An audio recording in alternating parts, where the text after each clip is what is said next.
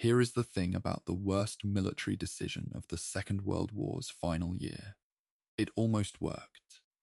That sentence should stop you, because we are not talking about a plan conceived by reckless men, or stupid men, or men who didn't know what they were doing.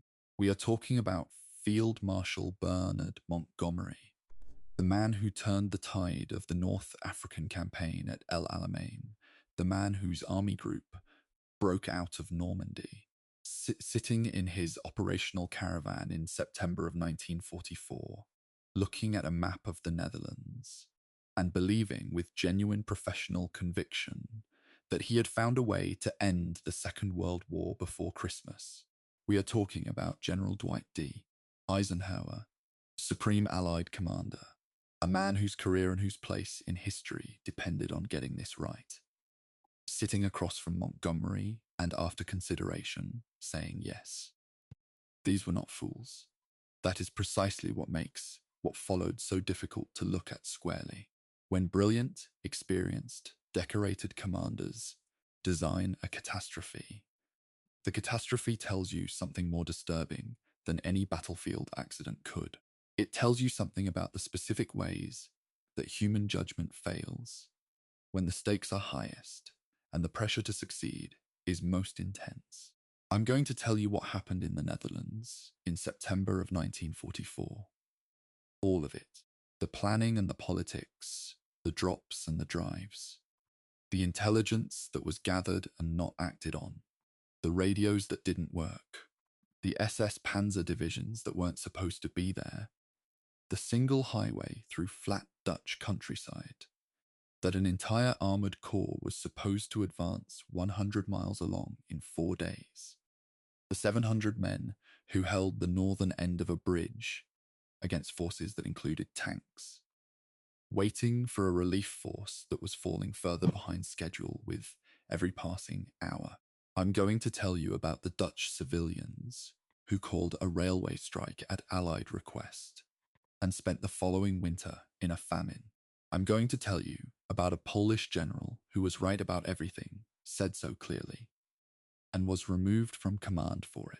I'm going to tell you about more than 6,000 men taken prisoner and 2,400 men evacuated across a dark river in the rain, and approximately 1,750 men buried in a cemetery in a Dutch suburb that the whole operation never fully liberated. And I'm going to tell you why, after more than 80 years of scholarship and argument and commemoration, this operation is still being debated. Not because the facts are unclear, they are largely very clear, but because what the facts reveal about institutional decision-making, about the gap between the plan and the ground, about the way that very capable people can allow themselves to not see what they don't want to see, is the kind of revelation that doesn't expire. Market Garden is not a story about the past. It is a story about a specific kind of human failure that happens in boardrooms and government offices and planning committees, wherever large institutions commit to a course of action and then encounter evidence that threatens it. The battlefield is the specific context. The failure is universal. Let me set the scene, because context is everything here. It is late August of 1944. The Allies have broken out of Normandy.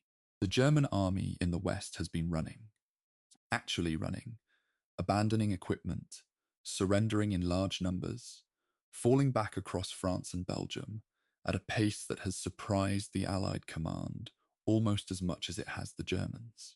Paris has been liberated. Brussels has fallen. American forces are at the German border. The mood at Allied headquarters, and this is documented, this isn't a retrospective interpretation, is one of barely contained exhilaration. Men who have been fighting since the landings of the 6th of June 1944, men who before that fought in North Africa and Sicily and Italy, are allowing themselves to think a thought they've been suppressing for years. Maybe it's almost over. Maybe this winter is the last one.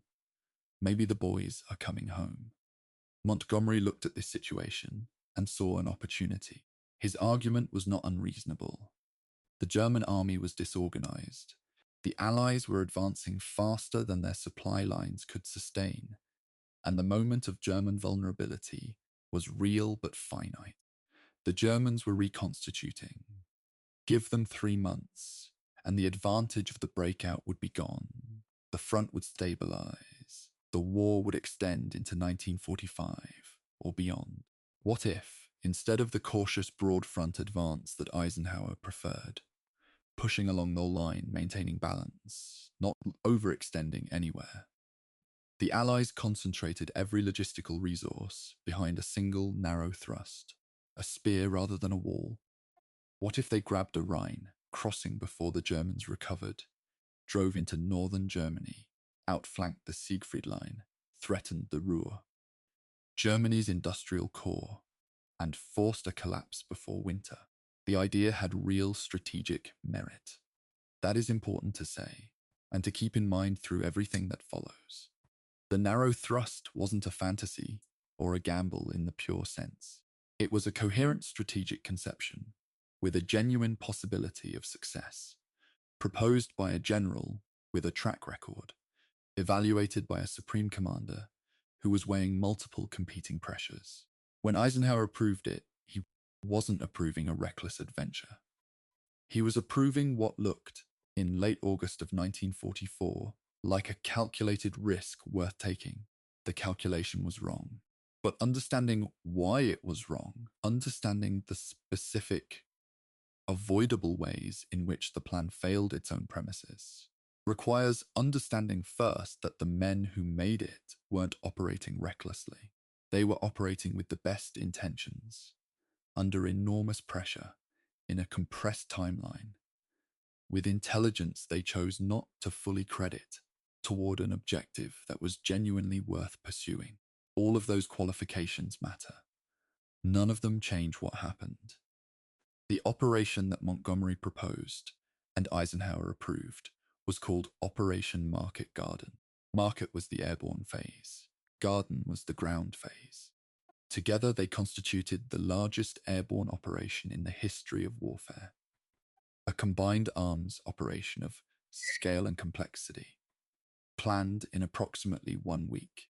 3.5 airborne divisions, more than 41,000 men, would drop from the sky across a 64-mile corridor through German-occupied Netherlands, seizing the bridges over the successive water obstacles that stood between the Allied start line and the Rhine. The American 101st Airborne Division near Eindhoven, the American 82nd Airborne Division near Nijmegen, the British 1st Airborne Division and Polish 1st Parachute Brigade at the far end. At Arnhem, on the lower Rhine, 64 miles inside enemy-held territory, these men would hold those bridges while the British 30th Corps, XX Corps, a full armoured corps of tens of thousands of men and thousands of vehicles, drove north up a single highway, crossing each seized bridge in sequence until it reached Arnhem and crossed the Rhine. The plan required everything to work in sequence. It required the bridges to be taken intact and held until the armour arrived. It required X Corps to advance 100 miles in 4 days along one road through flat, exposed country with the enemy on both sides. It required the weather to cooperate for 3 consecutive days of aerial drops. It required the intelligence picture to be accurate, or at least not catastrophically wrong. It required the radio sets that would link the 1st Airborne's battalions to function in the urban and wooded terrain around Arnhem.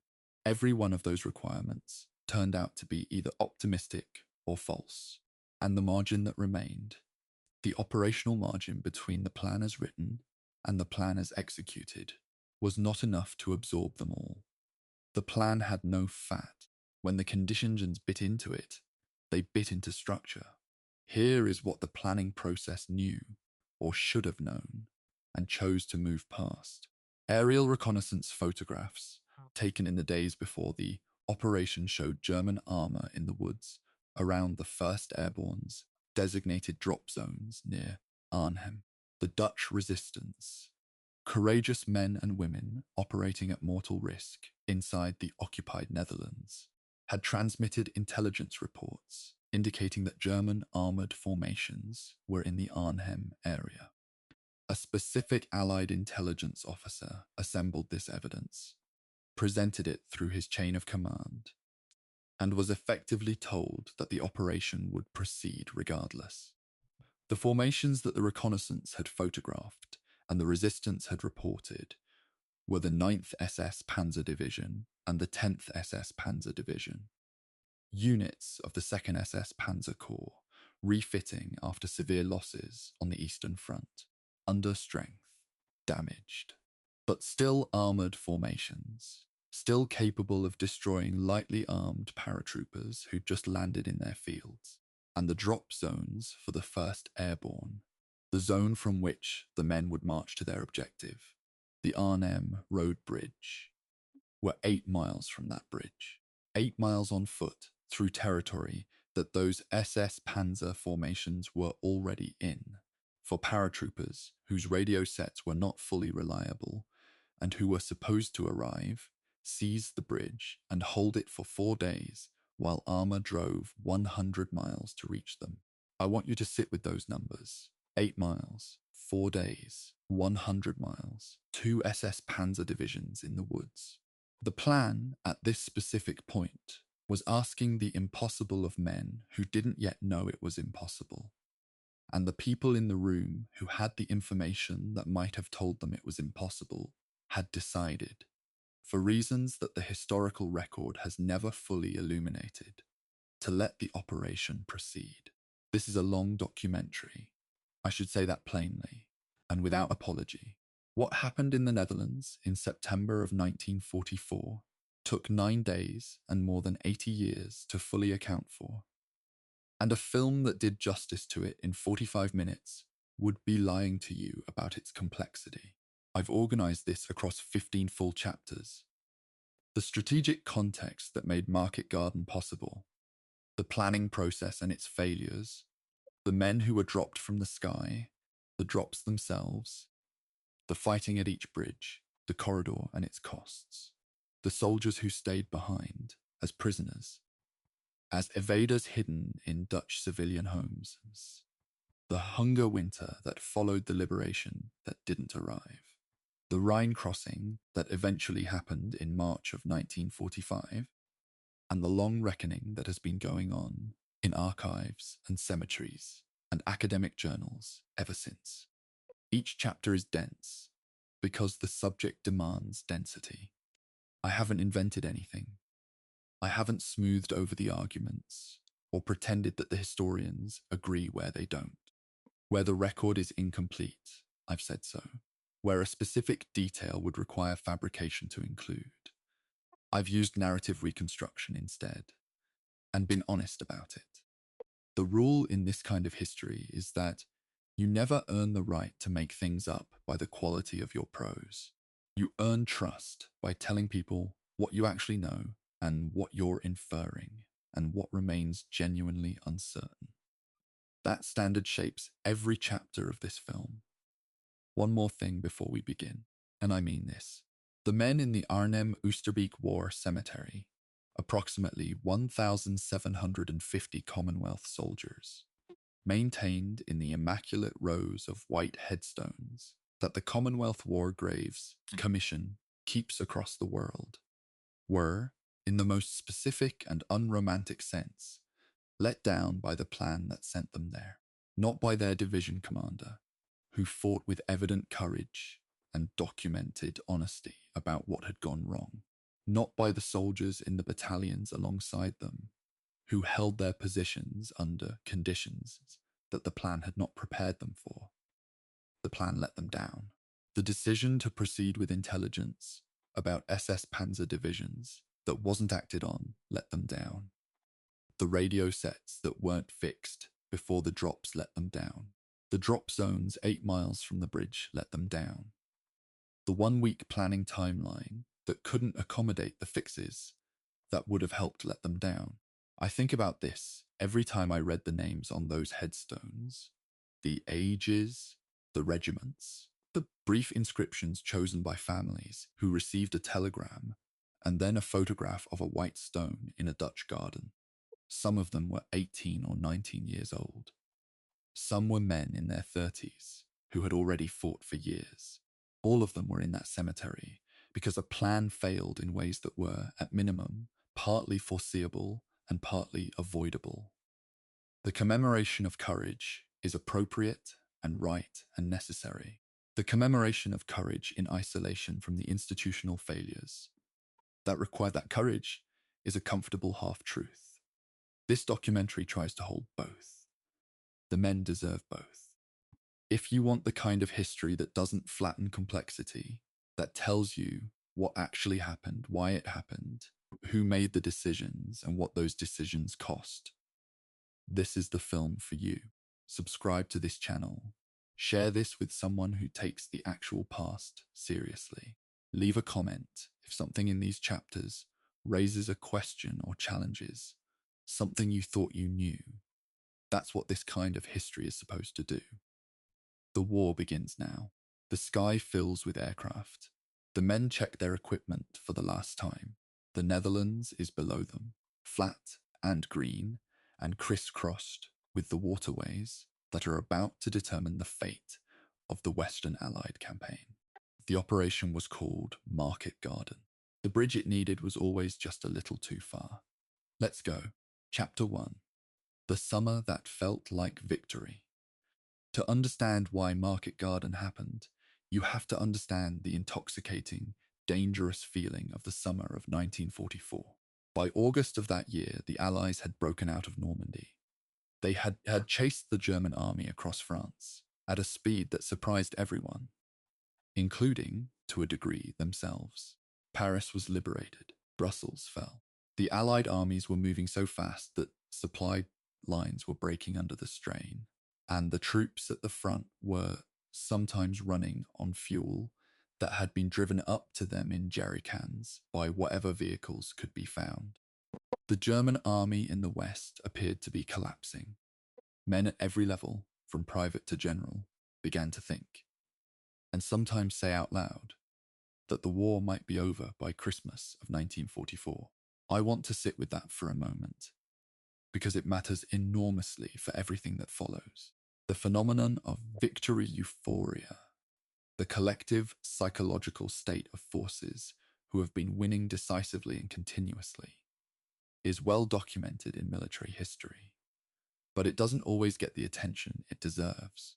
When you've been advancing for weeks, when the enemy is surrendering in large numbers, when civilians are throwing flowers at your vehicles, it becomes genuinely difficult to accept intelligence reports that suggest the situation is more complicated than it appears. This isn't weakness or stupidity. It's a pattern that recurs across military history, and it affected some of the most capable officers in the Allied command during the late summer of 1944.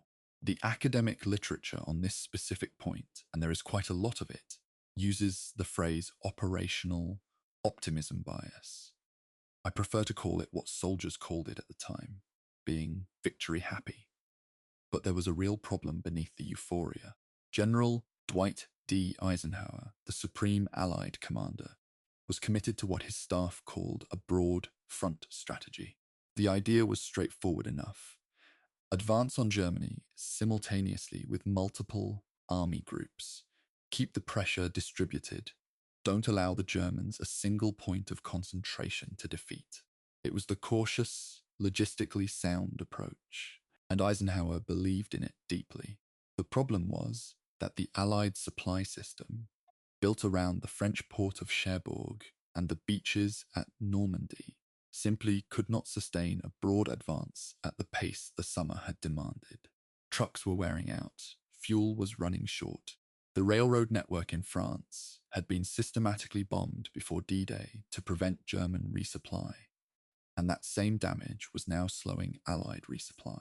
The broad front was running on fumes, literally and figuratively. Field Marshal Bernard Law Montgomery, commander of the 21st Army Group, covering the northern sector, had a different view entirely. Montgomery was not a subtle man in his professional opinions.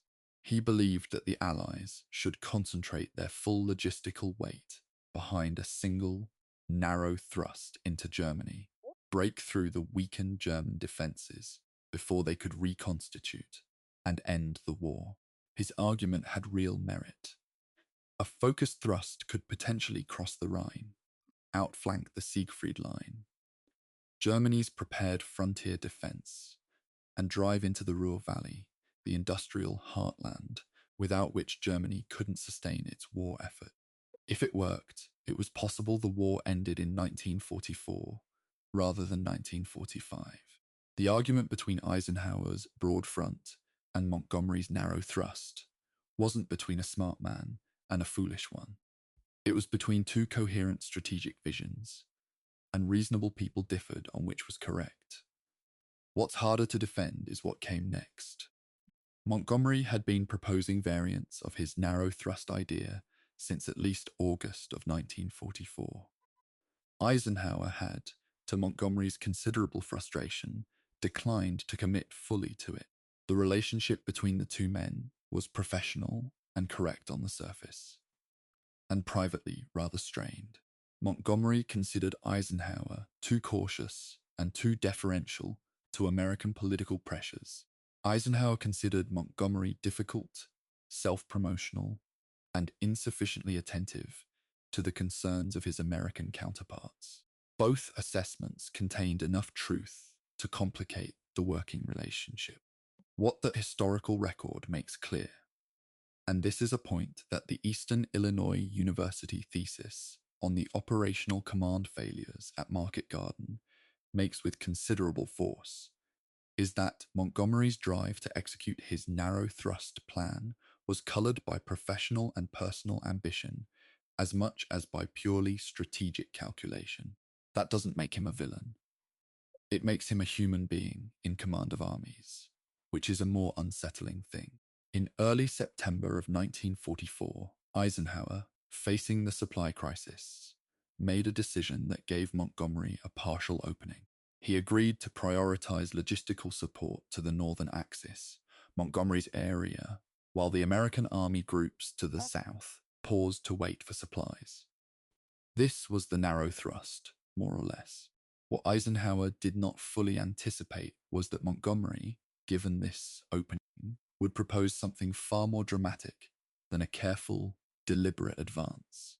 Montgomery proposed a massive airborne operation, the largest ever attempted, to seize a series of bridges deep into German-occupied Netherlands and then drive armour over those bridges to put Allied forces across the Rhine before the Germans could recover.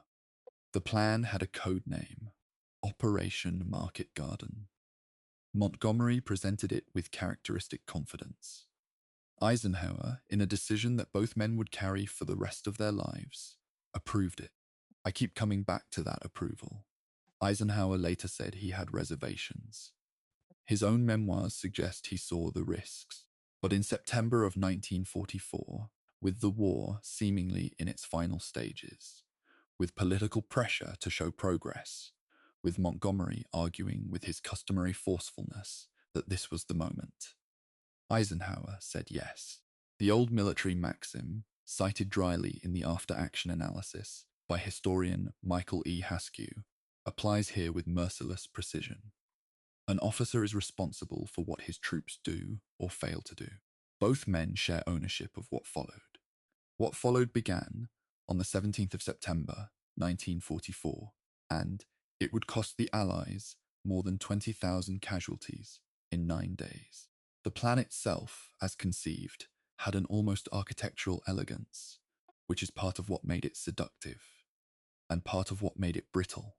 Operation Market was the airborne phase. 3.5 airborne divisions would drop across a 64-mile corridor through the Netherlands, each seizing key bridges at Eindhoven, Nijmegen, and Arnhem. Operation Garden was the ground phase. The British 30th Corps, XXXX Corps, would break out from its positions on the Meuse-Escaut Canal in Belgium and drive north up a single highway, crossing each seized bridge in turn, until it reached Arnhem and crossed the Rhine. The furthest objective, the Rhine Bridge at Arnhem, was roughly 100 miles from the start line. X's Corps was expected to reach it within 4 days. The airborne troops at Arnhem, the British 1st Airborne Division, and the Polish 1st Parachute Brigade were expected to hold for those 4 days. What nobody wanted to say clearly, what the planning process allowed to remain conveniently vague, was what would happen if any single link in this chain broke. A 64-mile corridor through enemy territory, held by lightly armed paratroopers waiting for armor to arrive, depended on everything going more or less right in sequence. It depended on the weather holding for multiple days of drops.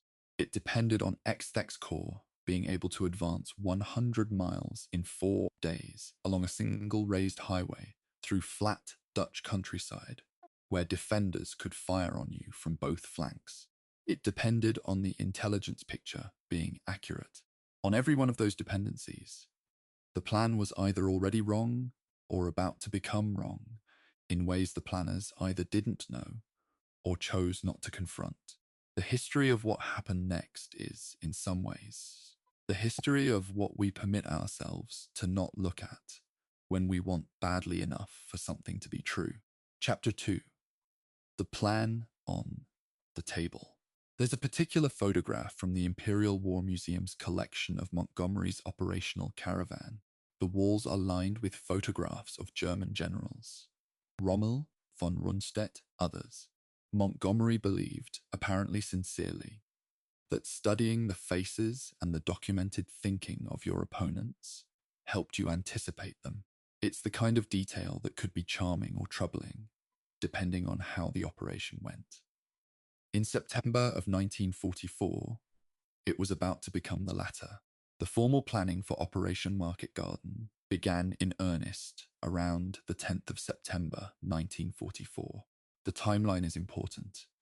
The operation was conceived, planned, and executed in roughly 1 week. 1 week for what was, by any measure, one of the largest and most complex combined arms operations of the entire war. The logistics alone, coordinating more than 41,000 airborne troops across 3 divisions, with transport aircraft drawn from both American and British resources, with resupply missions planned in sequence, with a ground corps of tens of thousands of men and thousands of vehicles prepared to advance, would normally require weeks or months of detailed preparation. The accelerated timeline wasn't an accident or an oversight. It was a deliberate choice because Montgomery and others believed that the German army was near collapse, and that speed was more valuable than thoroughness. That belief, more than any other single factor, shaped the flawed architecture of what followed. Let's talk about the specific assignments, because the operational logic matters.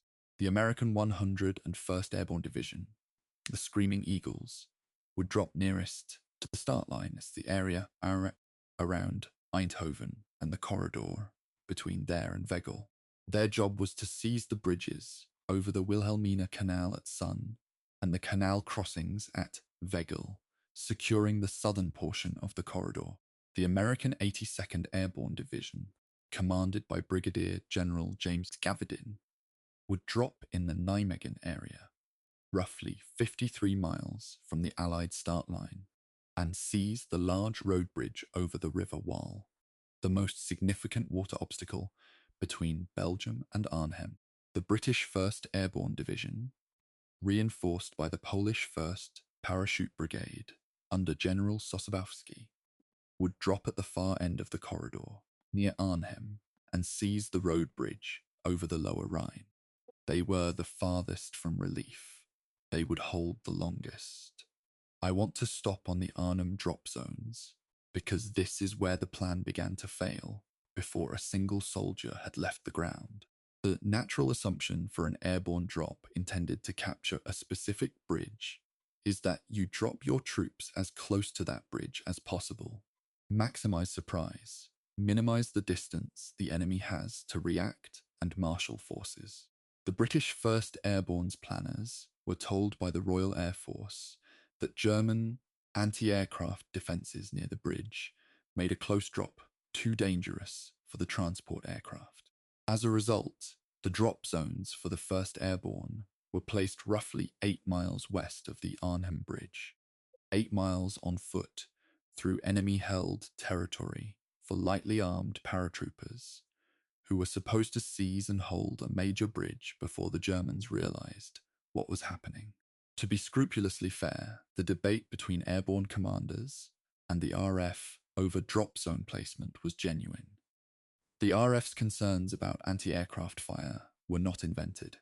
But the consequence of that decision was that the element of surprise, which is the entire logic of airborne warfare, was surrendered before the operation began. Compounding this was a decision that flows directly from the shortage of available transport aircraft.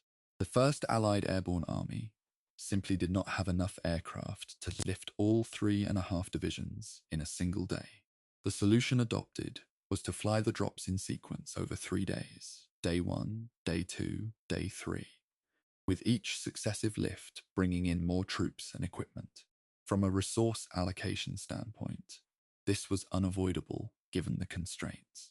From an operational standpoint, it meant that a force designed to achieve surprise would be announcing its presence on the 1st day, and then delivering reinforcements on days when the enemy had already had time to respond. German commanders would know exactly where the Allies were, exactly when the next drops were coming, and exactly which locations needed to be reinforced. The 3-day drop schedule didn't just reduce surprise, it eliminated it as a meaningful operational advantage. There was another problem that the planning process handled in a way that, frankly, I find difficult to explain charitably. By the time the operation was being finalized, Allied aerial reconnaissance had produced images that showed German armor in the Arnhem area. The Dutch resistance, a network of courageous civilians who had been feeding intelligence to Allied headquarters, sent word that there were panzer units near the planned drop zones. Specifically, the 9th SS Panzer Division Hohenstaufen and the 10th SS Panzer Division Frundsberg were in the Arnhem area, resting and refitting after being badly mauled on the Eastern Front. They were at less than full strength. Some accounts put them at below half strength, but an understrength SS Panzer Division is still enormously dangerous to lightly armed paratroopers who've just landed and are trying to organize themselves 8 miles from their objective. The intelligence about these formations was brought to the attention of planning officers. It was, in the charitable version, set aside due to questions about its reliability. Major Brian Urquhart, the intelligence officer for the 1st Airborne Corps, not to be confused with General Robert Urquhart commanding the 1st Airborne Division, pressed the case for reconsidering the drop zones or the timeline based on the armoured threat. According to accounts documented in the historical record, he was effectively sidelined and the operation proceeded. The details of exactly how his warnings were handled remain somewhat contested in the historiographical literature. I don't want to overstate what we know with certainty. What is not contested is that the decision to proceed with the original plan, in the knowledge that there were significant German armoured forces in the Arnhem area, was made at the highest levels of planning. The question of whether that decision was reasonable given the intelligence of the time, or whether it represented what one academic analysis calls an overwhelming desire to execute this operation despite the apparent risks, is one that serious historians have not yet fully resolved. I lean toward the latter interpretation. I think the evidence supports it. And then there was the matter of communications.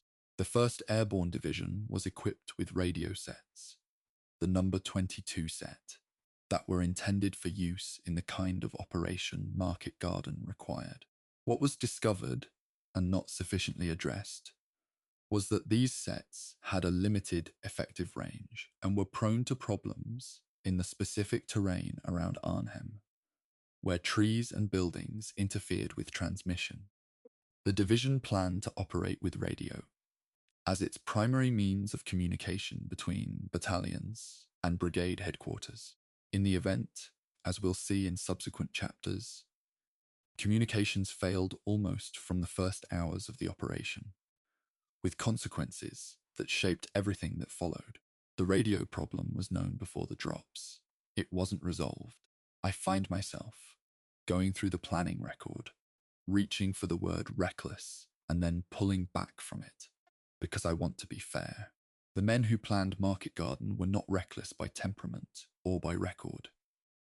Montgomery was a methodical, careful commander with a distinguished record.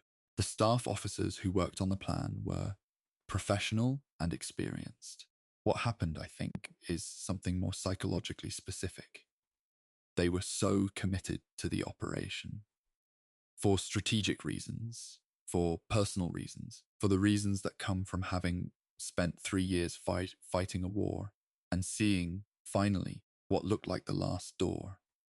That the information which contradicted the plan's feasibility was processed differently from the information that supported it. That's not a phenomenon unique to military planning. It's a human phenomenon.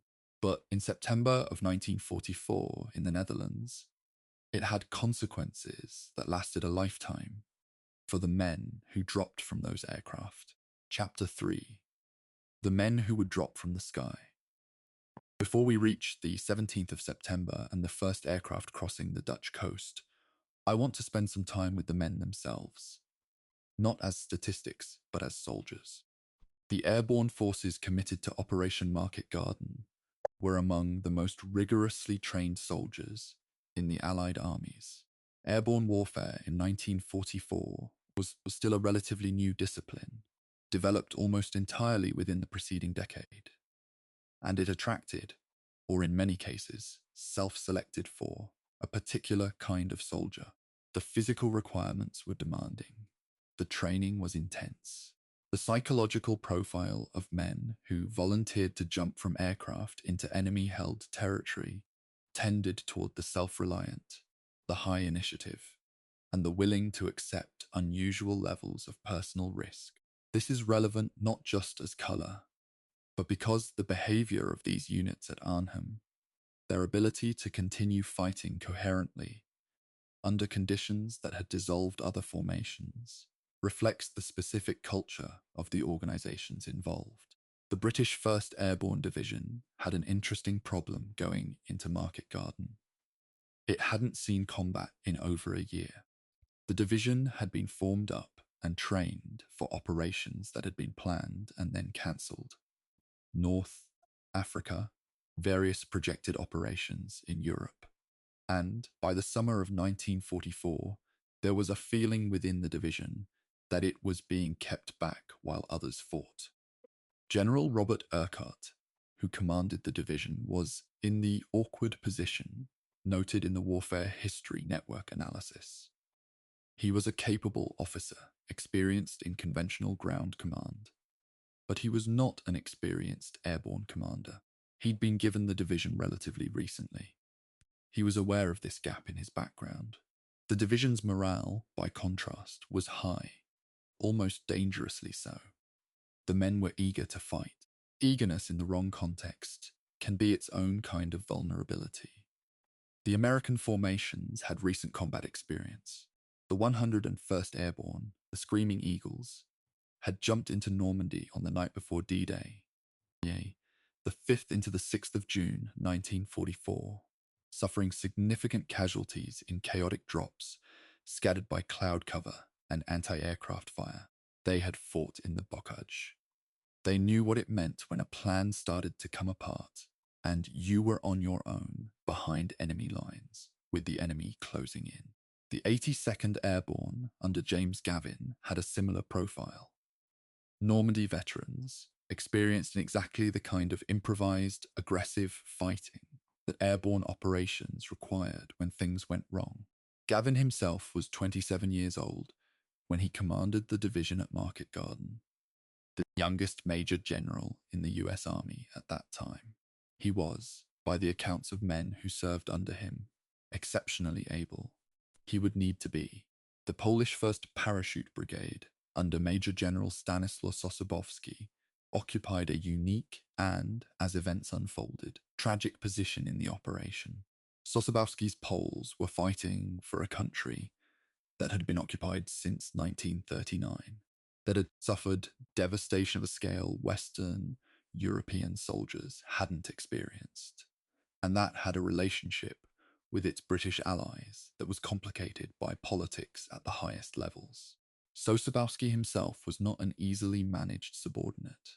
He was experienced, direct, and not inclined to express optimism he didn't feel.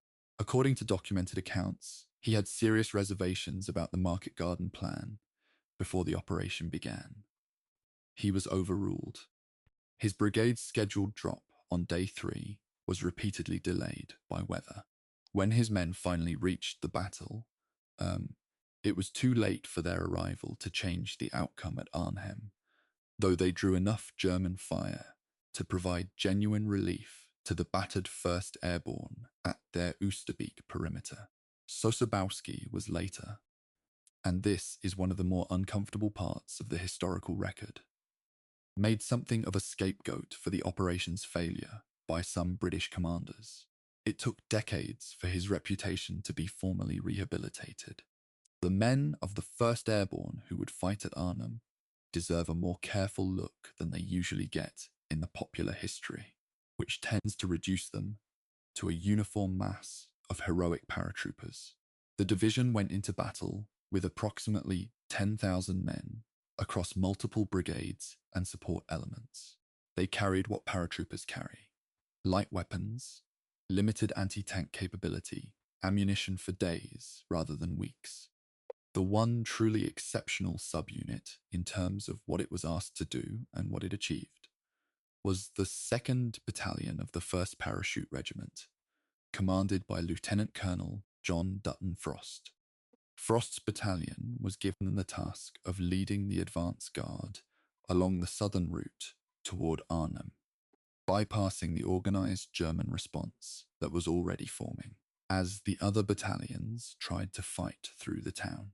Frost got his men to the northern end of the Arnhem Road Bridge on the night of the 17th of September.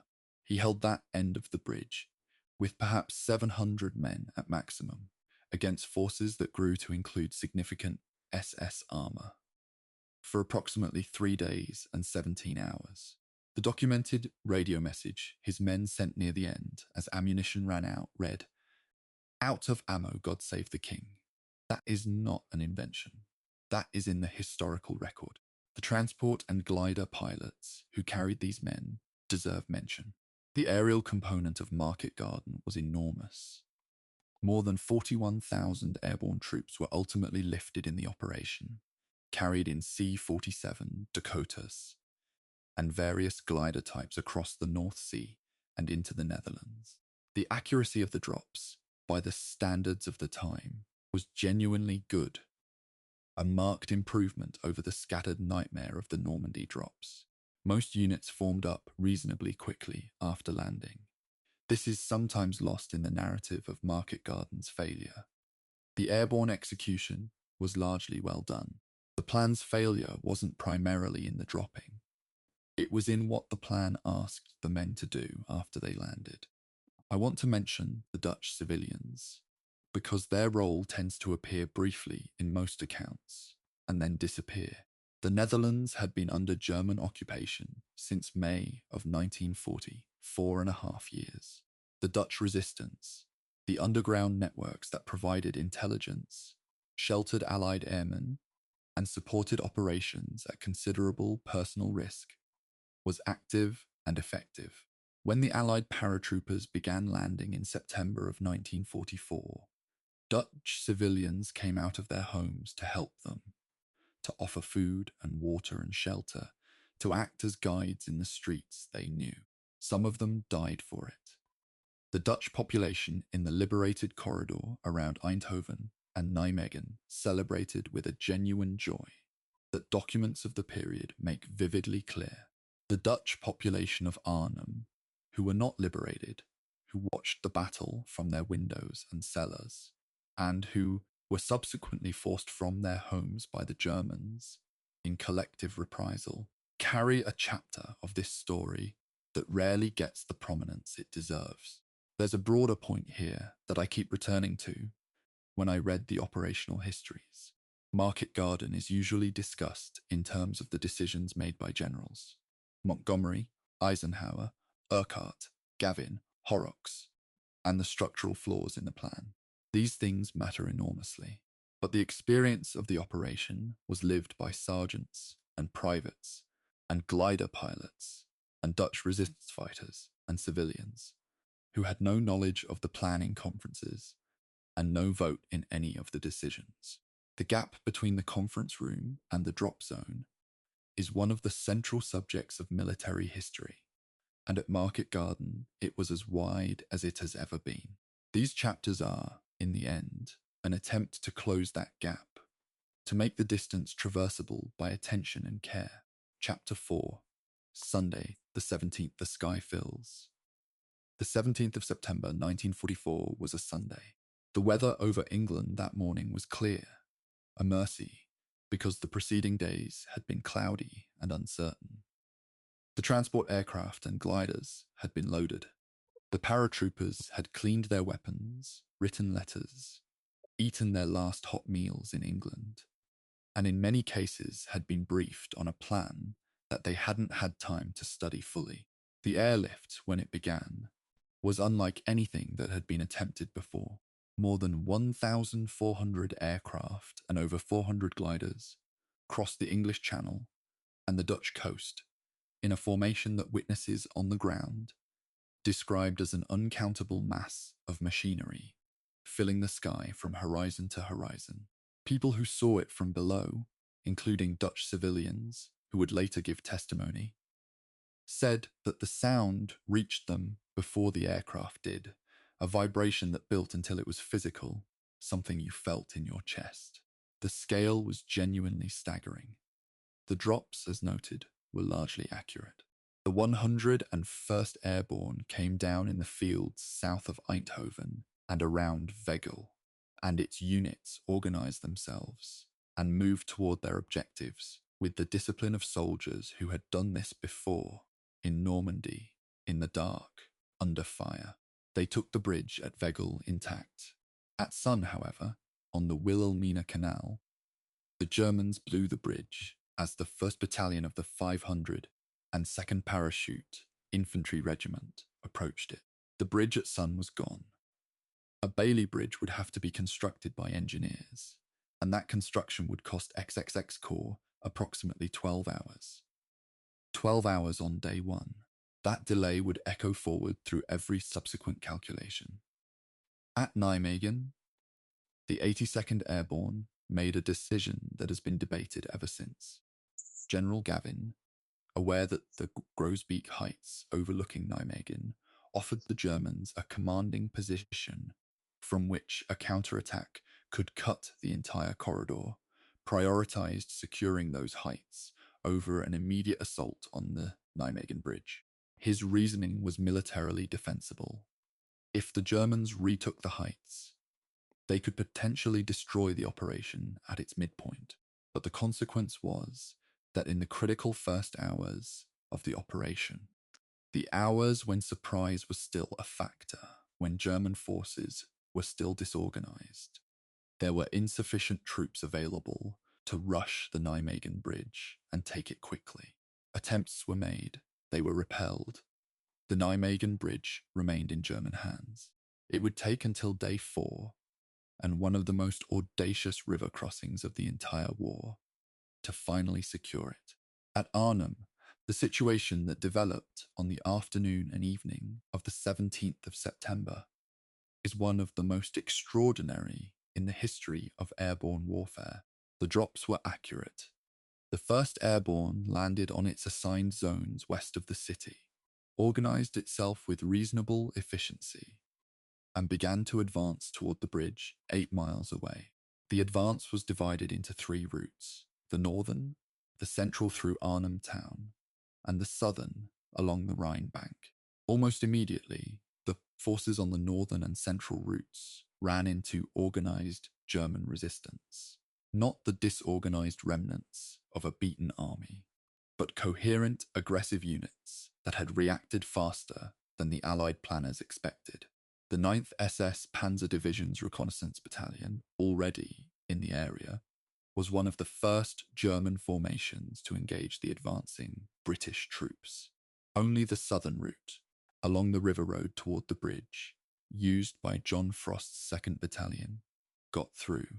Frost's men moved along the embankment road in the late afternoon and evening of the 17th, past houses where Dutch civilians watched in a mixture of joy and terror, and reached the northern approach to the Arnhem Road Bridge in the darkness of that Sunday night. Frost established his headquarters in a house near the northern ramp of the bridge. His men occupied buildings around the northern end, covering the bridge approaches. The southern end of the bridge was held by the Germans, with an armoured car blocking the ramp. Attempts to rush the bridge in the early hours failed, but the critical fact was established. A British force held the northern end of the Arnhem Bridge. They were in position. They needed relief within 4 days. Meanwhile, II Corps was supposed to begin its advance from the Meuse-Escaut Canal at 14:30 hours, 2:30 in the afternoon, on the 17th of September, pushing north along what the plan designated as the main axis of advance. A single raised highway running north through Valkenswaard, Eindhoven, Veghel, and Nijmegen to Arnhem. The highway was essentially a causeway in places, elevated above the flat Dutch polderland on either side. This terrain had been identified in planning as problematic.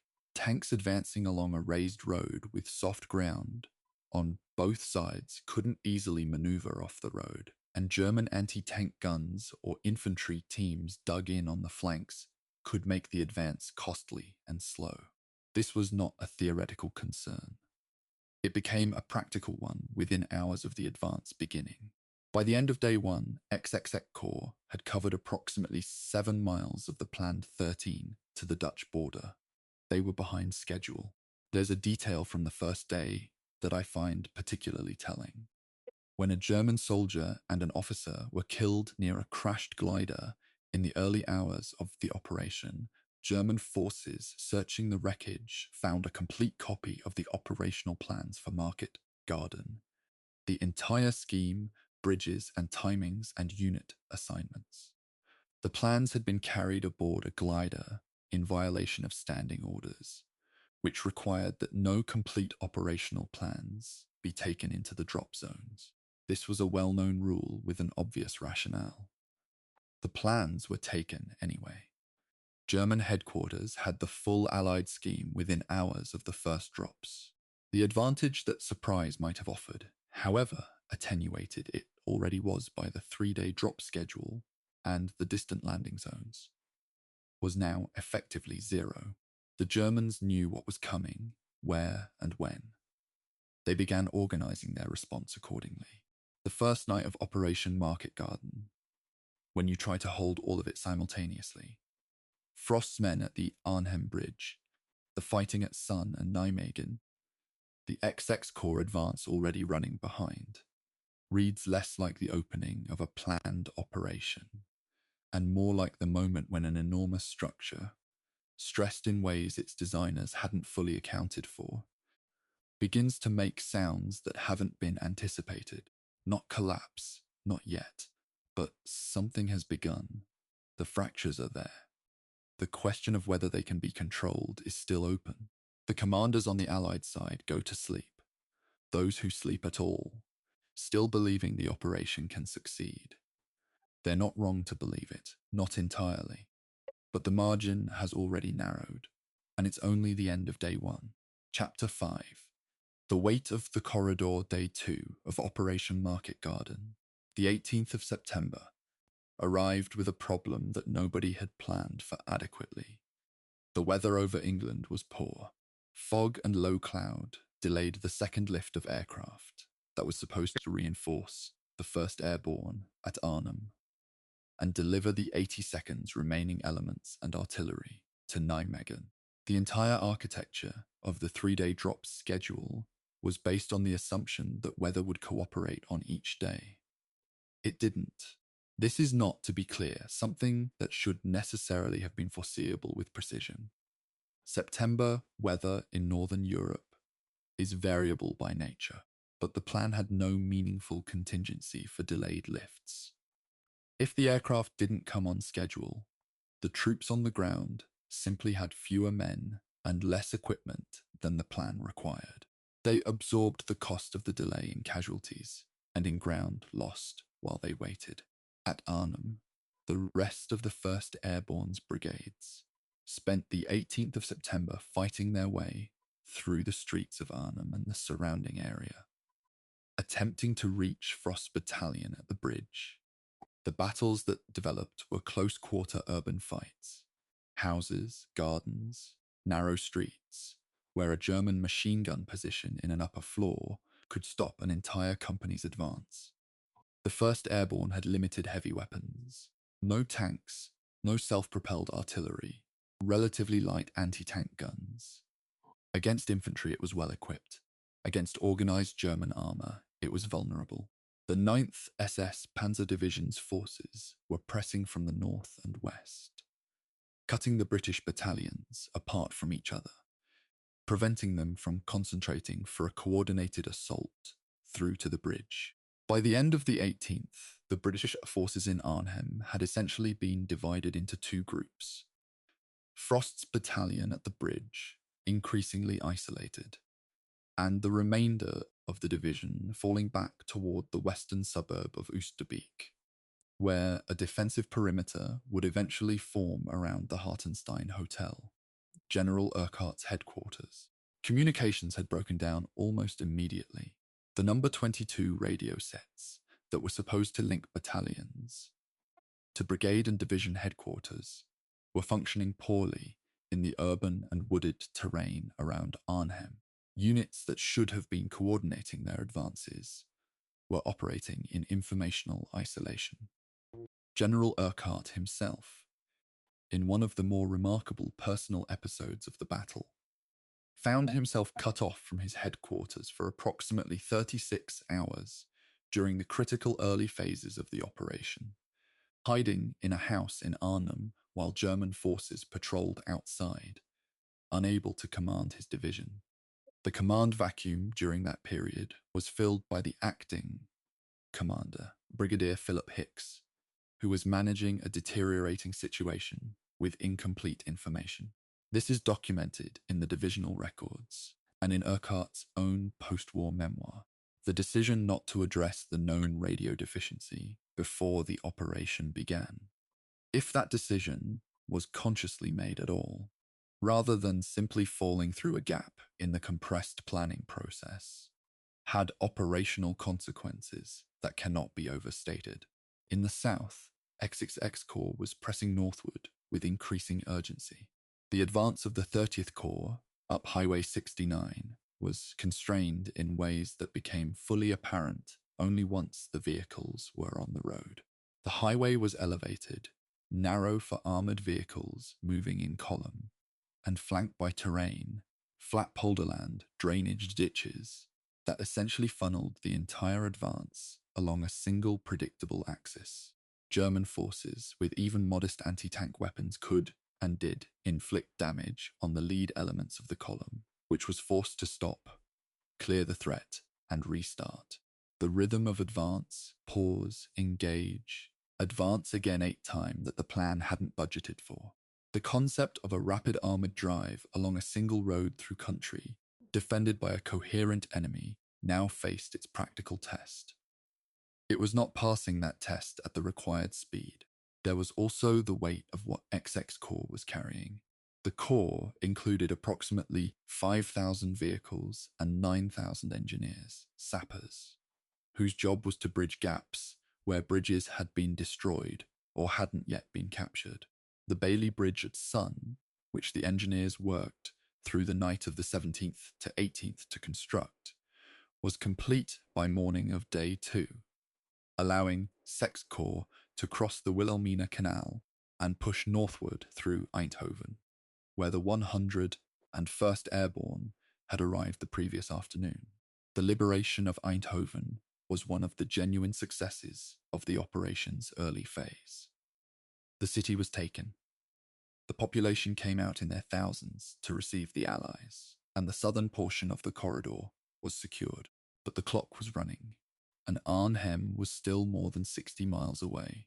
The German response during Day 2 demonstrated something that Allied planning had, on some level, failed to adequately respect: the Wehrmacht's capacity for organizational recovery. The German command in the Netherlands, under Field Marshal Walter Model, who had actually been at his headquarters near Arnhem when the first drops landed and had narrowly escaped before British paratroopers arrived in the area, began organizing a coherent defensive response with considerable speed. Model was a skilled operational commander with extensive experience on the Eastern Front, where improvised response to crisis conditions was a professional survival requirement. He began assembling what German doctrine called Kampfgruppen, battle groups formed from whatever units were available, assembled ad hoc, given local objectives, and directed against the most critical Allied weaknesses. The German ability to form these improvised groups and deploy them effectively was a recurring feature of defensive operations throughout the war, and it would shape the battle for the corridor over the days that followed. I want to be careful not to give the impression that Market Garden was effectively over by Day 2. It wasn't. The situation was deteriorating, particularly at Arnhem, but the overall operation was still theoretically viable. The bridge at Nijmegen was still in German hands, but the 82nd Airborne was on the heights overlooking the city and would receive its second lift when the weather cleared. XX Corps was behind schedule, but still advancing. Frost was at the Arnhem Bridge, under heavy pressure but holding. The mathematics were getting worse, but they hadn't collapsed completely. There was still a possibility, narrowing with each hour, but real, that XX Corps could push through, that the Nijmegen Bridge could be taken, and that the corridor could be forced before Frost's men ran out of ammunition and strength. The next 48 hours would determine whether that possibility materialized or dissolved. What the men on the ground experienced during Day 2 is captured in fragments. A letter here, a memoir passage there, a few sentences in an after-action report filed by an officer who survived. The 1st Airborne's casualties were mounting. The fighting in Arnhem town and in the fields and woods around Oosterbeek was close and costly. Medical facilities were overwhelmed. The Dutch civilian population of Arnhem and Oosterbeek, who had initially welcomed the British with the same joy as the citizens of Eindhoven, were now caught between the two sides, sheltering in cellars, some of them joining the improvised aid stations that formed in houses and churches throughout the area. The Kate ter Horst house in Oosterbeek, for example, a documented historical site, became a major aid post during the battle, tending to hundreds of British wounded in its rooms and garden. These are not invented details. These are in the record. Chapter 6. The Waal, Crossing and the Question that hangs over everything. The 20th of September, 1944, Day 4 of Operation Market Garden, produced what might be the single most extraordinary tactical achievement of the entire operation, and simultaneously confirmed that the operation as conceived was already beyond saving. These two facts are not in contradiction. They are, in a way, the heart of the entire Market Garden story. Extraordinary human performance inside a plan that had already failed its assumptions. This is where the historian in me has to be most careful, because the natural narrative pull is toward the moment of the Waal crossing. The courage of it, the drama of it, in a way that can obscure the strategic fact that the moment came too late. The Nijmegen Bridge over the River Waal was, by day 4, the last significant unresolved link in the corridor between XS Corps and Arnhem. XNX Corps had finally linked up with the 82nd Airborne at Nijmegen, but the Great Road Bridge was still in German hands. Multiple attempts to seize it had failed.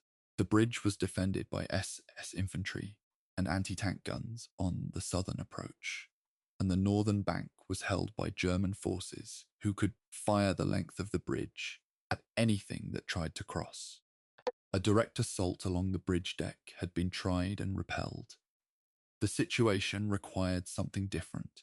General Gavin and XX Corps Commander, Lieutenant General Brian Horrocks, conceived a plan while British armour and infantry pressed the southern end of the bridge. 2 battalions of the 82nd Airborne would cross the Waal River in canvas assault boats roughly a mile to the west of the bridge, land on the northern bank, and attack the bridge defenders from behind. This required crossing approximately 400 meters of fast-moving open water under fire, in boats that were inadequate for the purpose. Canvas construction limited paddles. Some men reduced to using their rifle butts to row. The 3rd Battalion of the 504th Parachute Infantry Regiment made the crossing. The crossing was, by any measure, devastating in its immediate human cost. A significant proportion of the men who entered those boats became casualties before they reached the northern bank. And yet they crossed. They took the northern bank. They attacked the bridge defences from the north. And in coordination with the British attack from the south, the Nijmegen Bridge was taken intact on the afternoon of the 20th of September. Out of ammo, God save thee, King. That radio message from Frost's men at the Arnhem Bridge was transmitted in the early morning hours of the 21st of September. The same day Sextet Corps' tanks were finally crossing the Nijmegen Bridge, 36 hours behind schedule. Frost's 2nd Battalion had held the northern end of the Arnhem Bridge from the evening of the 17th to the morning of the 21st. 4 days. They had destroyed German armoured vehicles attempting to cross the bridge, had fought through the buildings on the northern ramp, had treated their own wounded in the cellars, and had waited for a relief force that didn't come. When their ammunition was exhausted, they had no further ability to hold. The survivors, those who could move, attempted to disperse into the surrounding streets. John Frost himself was wounded. He was taken prisoner. When XXX Corps tanks drove over the Nijmegen Bridge, the men they had come to relieve at Arnhem Bridge were already surrendering or evading in the rubble of the northern ramp's buildings. The timing was not a near miss. It was a failure measured in hours. Now, here is where the historiographical debate gets genuinely thorny, and I want to handle it with the care it deserves. In the aftermath of the Nijmegen Bridge capture, XXX Corps did not immediately advance northward to Arnhem. The road between Nijmegen and Arnhem, another raised causeway, was exposed to German fire on both flanks, and a significant German counterattack on the Grosbeek Heights had to be contained before the advance could resume. The argument over whether XXX Corps could or should have pushed harder, faster, regardless of the flank threats, is one of the central unresolved debates in the market garden literature. Some accounts suggest that there were hours, perhaps a critical 12 to 18 hours, after the Nijmegen Bridge capture, when a determined drive north might have reached the 1st Airborne's perimeter at Oosterbeek before the Germans fully sealed it. Others argue that the flank threats were real, that the cost of ignoring them would have been catastrophic, and that the decision to pause was militarily justified. I don't know which is correct. I suspect the honest answer is that nobody does, because military counterfactuals operate in a space that the historical record can point toward, but never fully illuminate. What we know is that the Polish 1st Parachute Brigade, finally able to drop after weather delays, arrived in the operational area on the 21st of September. They were supposed to have landed on the south bank of the Rhine opposite Oosterbeek on day 3. They arrived on day 5 in smaller numbers than planned due to continued weather problems and the attrition of the transport force. Their landing drew German forces away from the Oosterbeek perimeter and provided the battered 1st Airborne with the first genuine relief in days. But they couldn't change the outcome, and their commander Sosabowski knew it. His request for adequate boats to cross the Rhine and reinforce the Oosterbeek perimeter was repeatedly frustrated by logistical shortfalls. The few crossings that were attempted were small, costly, and too late. The resupply missions for the 1st Airborne during this period represent one of the more heartbreaking details in the entire account. The RAF resupply aircraft flew their missions on schedule, dropping containers of food, ammunition, and medical supplies directly into German hands. The Germans had captured the coloured marker panels that the British used to identify their own drop zones, and were using them to guide the supply aircraft to land their loads in German-held areas. The 1st Airborne, watching from their diminishing perimeter, tried to signal the aircraft with whatever coloured material they could find. The aircraft, following what they believed were the correct markers, flew overhead and dropped their loads in the wrong place. Multiple documented accounts describe the anguish of watching the supply containers land beyond reach. This didn't happen once. It happened on multiple resupply missions. The British at Oosterbeek were running short of everything, while the Germans sawed through British rations and British ammunition. By the 24th of September, day 8, the 1st Airborne's perimeter at Oosterbeek had been compressed to a size measured in hundreds of meters. Of the approximately 10,000 men who had dropped or landed by glider in the operation, roughly 3,500 remained in the perimeter. The rest were dead, wounded, and captured, or scattered beyond the perimeter. On the night of the 24th to 25th of September, the decision was made to evacuate the survivors across the Rhine under cover of darkness, using assault boats. The operation, called Operation Berlin, was carried out in silence, with men making their way to the riverbank, guided by paratroopers who stood at intervals holding their arms out to mark the path. Approximately 2,400 men crossed the Rhine that night. Roughly 7,800 did not come back with them. Some were dead. Approximately 6,400 were taken prisoner. The river was dark and wide. Operation Market Garden was over. What remained was the question that would occupy us historians for the next 80 years. Was it the plan that failed, or the men who executed it, or the intelligence that warned against it, or the decision to proceed despite that intelligence, or the combination of the narrow highway and the 3-day drops, and the radio sets that didn't work, and the SS Panzer divisions that shouldn't have been there, and the weather that grounded the second lift, and the copy of the plans found in the crashed glider? The answer, as you might already suspect, is not any one of these things alone. It is all of them together, combined with the very human desire of very capable men to believe that this time, on this ground, the plan would hold. I want to say one more thing before we move to the chapters that examine the aftermath and legacy in more detail. The men who fought at Arnhem, British, Polish, American, Dutch, did not fail Operation Market Garden. The plan failed them. That's not a sentiment. That's what the record shows. And holding those two truths together, the extraordinary quality of what those soldiers did, and the inadequacy of the planning that sent them there, is the only honest way to understand what happened on the banks of the Rhine in September of 1944. Chapter 7. What? The generals said afterward, "There's a particular kind of silence that follows a military disaster, not the silence of acceptance, but the silence of men choosing their words very carefully. After Operation Market Garden ended on the 25th of September 1944, that silence lasted about as long as it took the senior commanders to reach their typewriters.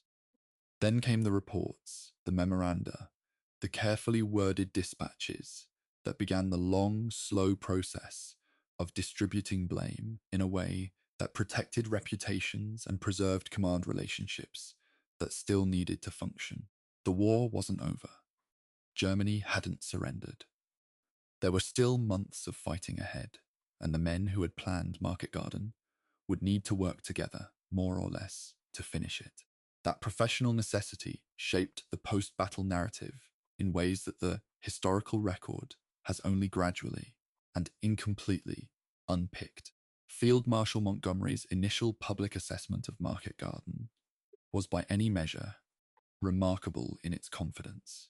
He described the operation as 90% successful, a phrase that has followed him into virtually every account of the battle ever written, because it is the kind of formulation that demands examination. His argument was that the corridor through Eindhoven and Nijmegen had been secured, that the Allies were now positioned on the far side of the Waal at Nijmegen, and that only the final bridge at Arnhem had been lost. He was not wrong about the facts as he stated them. The corridor was real. The Nijmegen bridge had been taken and held. These were genuine operational achievements. What the 90% figure obscured was the central purpose of the operation, which was to get across the Rhine at Arnhem, the one bridge that would have opened the road into northern Germany. The 10% that failed was the entire strategic object of the exercise. The 90% was scaffolding. Eisenhower's response in the immediate aftermath was characteristically measured. His communications with Montgomery in the days after Market Garden show a commander who was absorbed in managing the immediate operational consequences. The supply crisis hadn't gone away. The German counter-offensive in the Arnhem area was a concern, and the question of what to do next with the Allied line in the Netherlands needed immediate attention. There's a reading of Eisenhower's post-Market Garden behavior that sees in it a man who recognized that the plan had failed and that his approval of it bore some responsibility, and who resolved that failure by maintaining a studied restraint about assigning blame. Whether that restraint reflected wisdom or convenient ambiguity is a question the historiography has not resolved. His private correspondence suggests he knew more had gone wrong than the public record acknowledged, but he chose not to press it. Lieutenant General Frederick Boy, Browning, commander of the 1st Allied Airborne Corps, and the senior airborne commander at Market Garden's headquarters, occupies one of the more contested positions in the battle's historical aftermath. Browning was, in the accounts of several surviving officers, resistant to intelligence that contradicted the operation's feasibility during planning. He was also the officer who, according to Cornelius Ryan's extensively researched account, told Montgomery before the operation began that Arnhem might be a bridge too far. A statement that, if accurately documented, represents one of the more haunting examples of a correctly stated concern that was then set aside. The precise circumstances of that statement have been debated by historians, and the wording may have been reconstructed rather than verbatim. But the substance, that Browning had reservations, appears credible. He proceeded with the operation regardless. He was a professional soldier, and his commander had made the decision. The weight of that is not easily categorized. General Robert Urquhart's post-battle position was in some ways the most honest of any senior Allied commander involved in Market Garden. His memoir, published in 1958, was candid about the communications failures, the intelligence problems, and the difficulties his division faced. He didn't pretend the plan had worked. He also, to his credit, didn't make the surviving soldiers of his division responsible for its failure. His account of the battle is widely respected in the historical literature as a primary source, precisely because it doesn't read like a document written to protect a reputation. Urquhart knew what had happened. He'd been in the middle of it, literally cut off from his own headquarters for a day and a half during the most critical phase of the fighting. A man who hid in an attic in Arnhem while his division was being destroyed outside has a certain standing to speak plainly about what went wrong. General Sosabowski's treatment in the aftermath is, as I mentioned in a previous chapter, one of the more uncomfortable chapters in the story's long tale. In the weeks following Market Garden, certain British commanders, including Browning, directed criticism at Sosabowski's performance during the battle, suggesting that his brigade's delayed crossing of the Rhine contributed to the operation's failure. This criticism found its way into official communications with enough force that Sosabowski was eventually removed from command of his brigade in December of 1944. The Polish government in exile, already in a politically vulnerable position relative to its British hosts and facing the enormous additional pressure of Soviet policy toward post-war Poland, was not in a position to defend him effectively.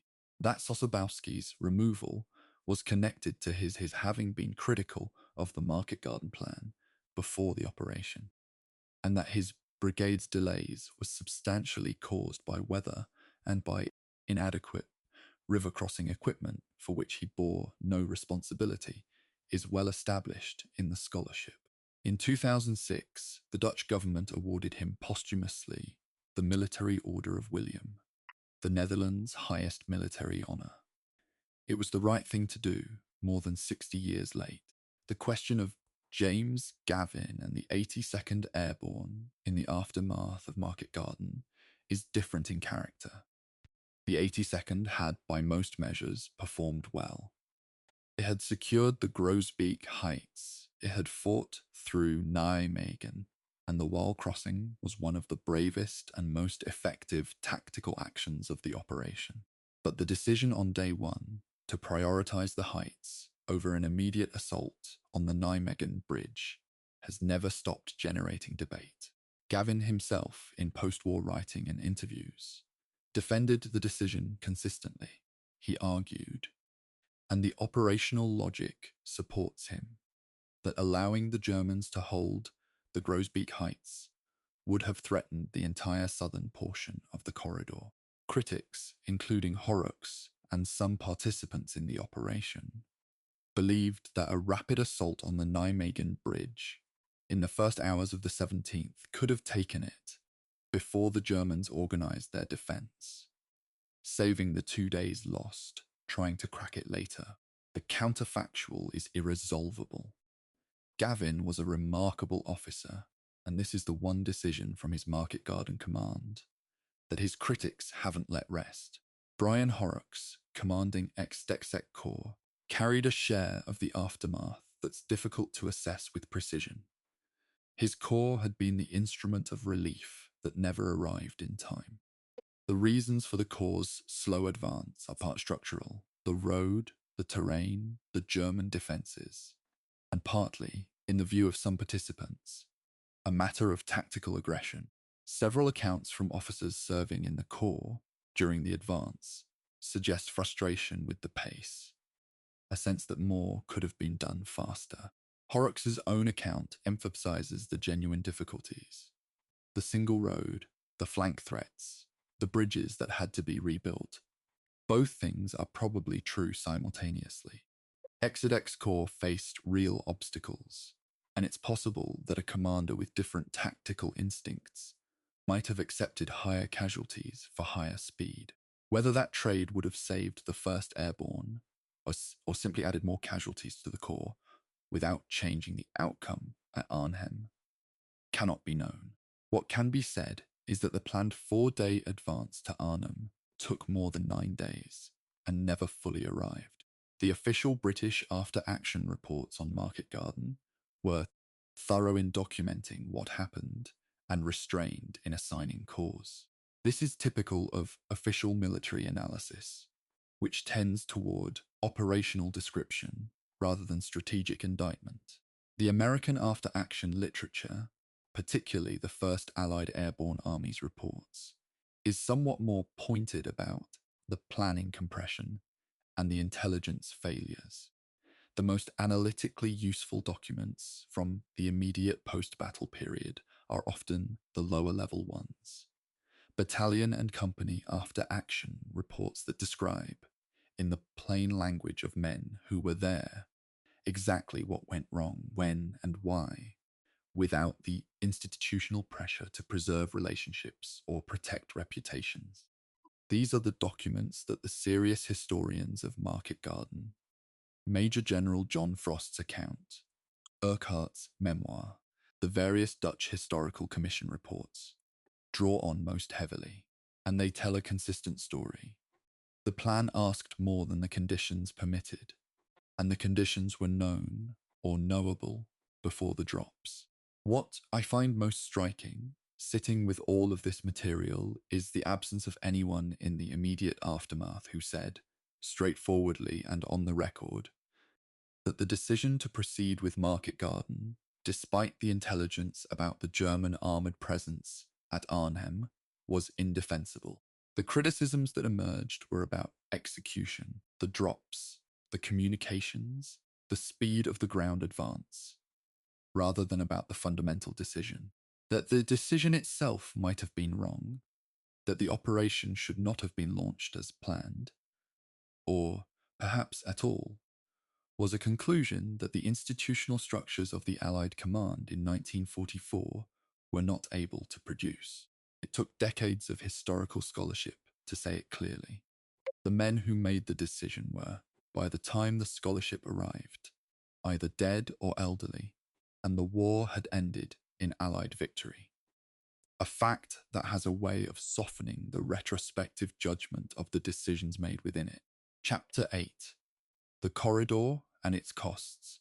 The corridor that Operation Market Garden established through the Netherlands. The 64-mile stretch of road and bridges, from the Meuse-Escaut Canal to Nijmegen, was a real thing. It existed on maps and on the ground. The American airborne divisions had paid for it with significant casualties. The 101st Airborne suffered more than 2,000 casualties during Market Garden and the subsequent weeks of fighting to hold the corridor. The 82nd Airborne's casualties were comparable. XX Corps had lost men and vehicles in the advance. These were not theoretical costs. They were young men killed and wounded in the fields and towns of the southern Netherlands, and their sacrifice secured a corridor that was real and that mattered to the subsequent campaign. Understanding what that corridor did and didn't achieve requires holding two things at once. It was a genuine operational result, and it was not the one the operation was designed to produce.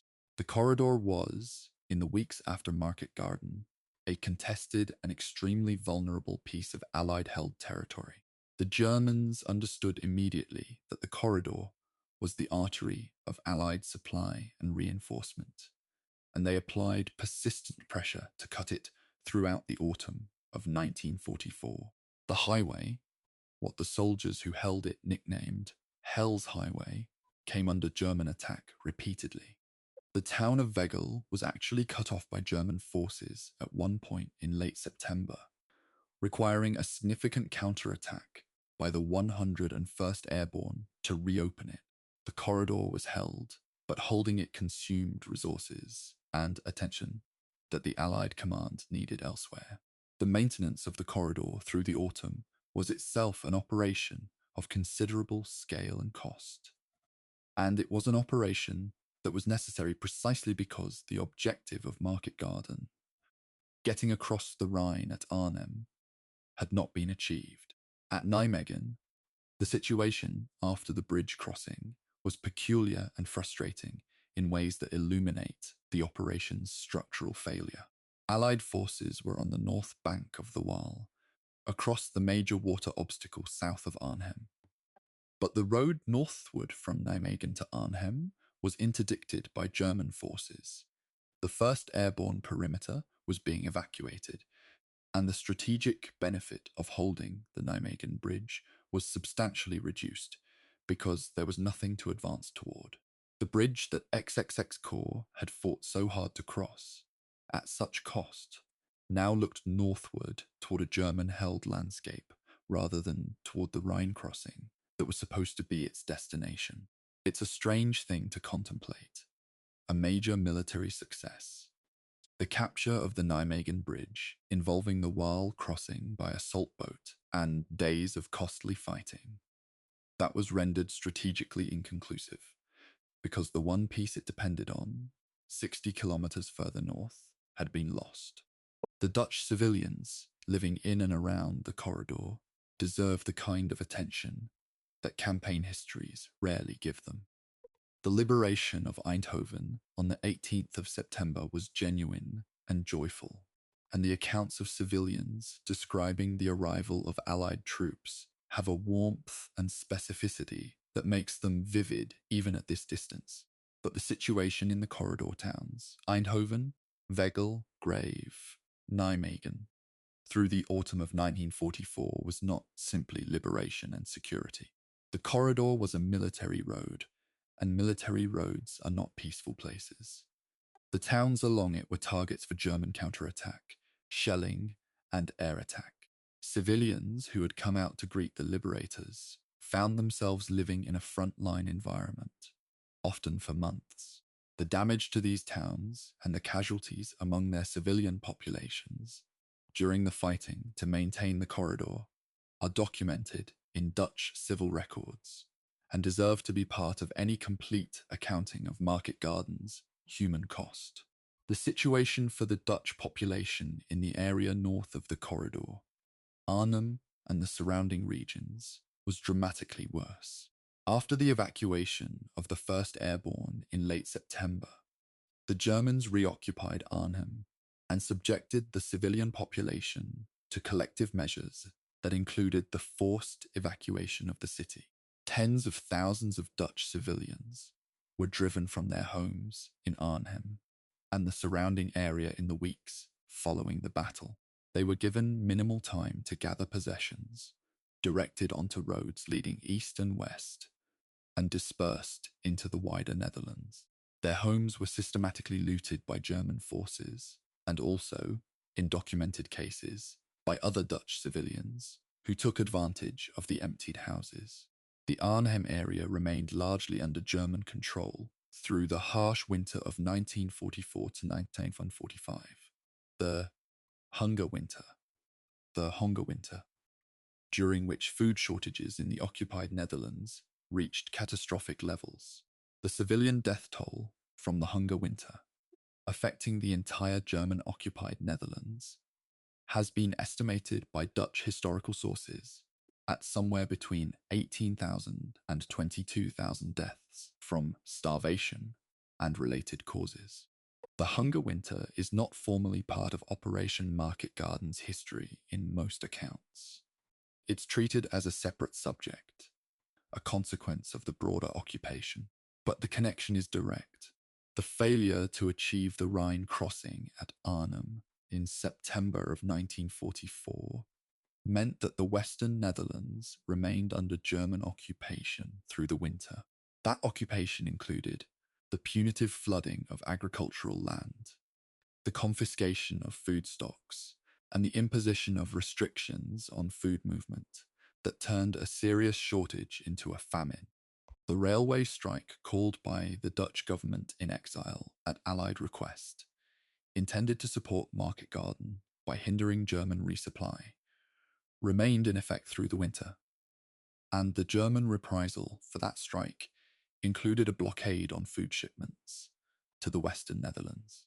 The people who called the strike did so at Allied request in support of an operation that then failed to liberate them. The cost of that failure was not paid by generals. The strategic consequences of Market Garden's failure extend beyond the Dutch civilian experience, important as that is. The Allied failure to cross the Rhine at Arnhem meant that the campaign in northwest Europe would continue through the winter and into 1945. The Rhine remained a major obstacle. The Siegfried Line remained intact.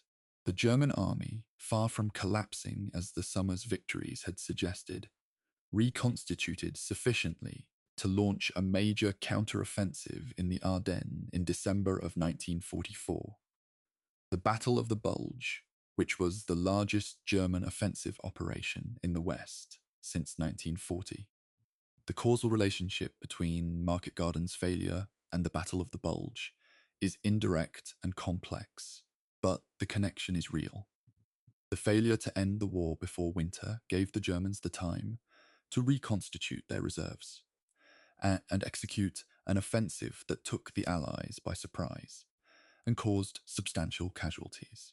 The Christmas that men in September of 1944 thought might bring peace instead brought the Ardennes. The question of Allied casualties in Market Garden as a whole, across all the formations involved over the full 9 days, is one where the historical sources give somewhat different figures, which is not unusual for operations of this scale. The commonly cited total for Allied casualties across the airborne divisions, X-Corps, and supporting elements is approximately 17,000 to 20,000 men killed, wounded, or captured. The German casualties are harder to assess and are subject to greater uncertainty in the sources, but most estimates place them in a broadly similar range. For the 1st Airborne Division specifically, the numbers are stark. Approximately 10,000 men went into the battle, and roughly 1,400 were killed. Approximately 6,400 were taken prisoner, many of them wounded. Approximately 2,400 were evacuated across the Rhine in Operation Berlin.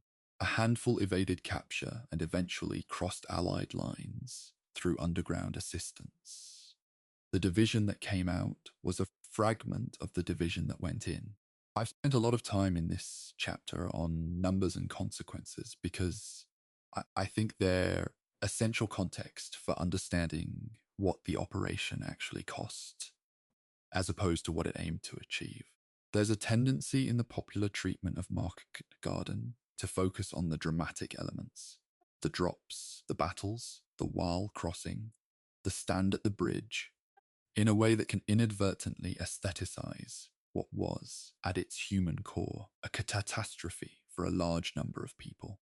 The British 1st Airborne Division never fought as a division again. It was rebuilt, but it was effectively removed from the order of battle as a combat formation after Arnhem.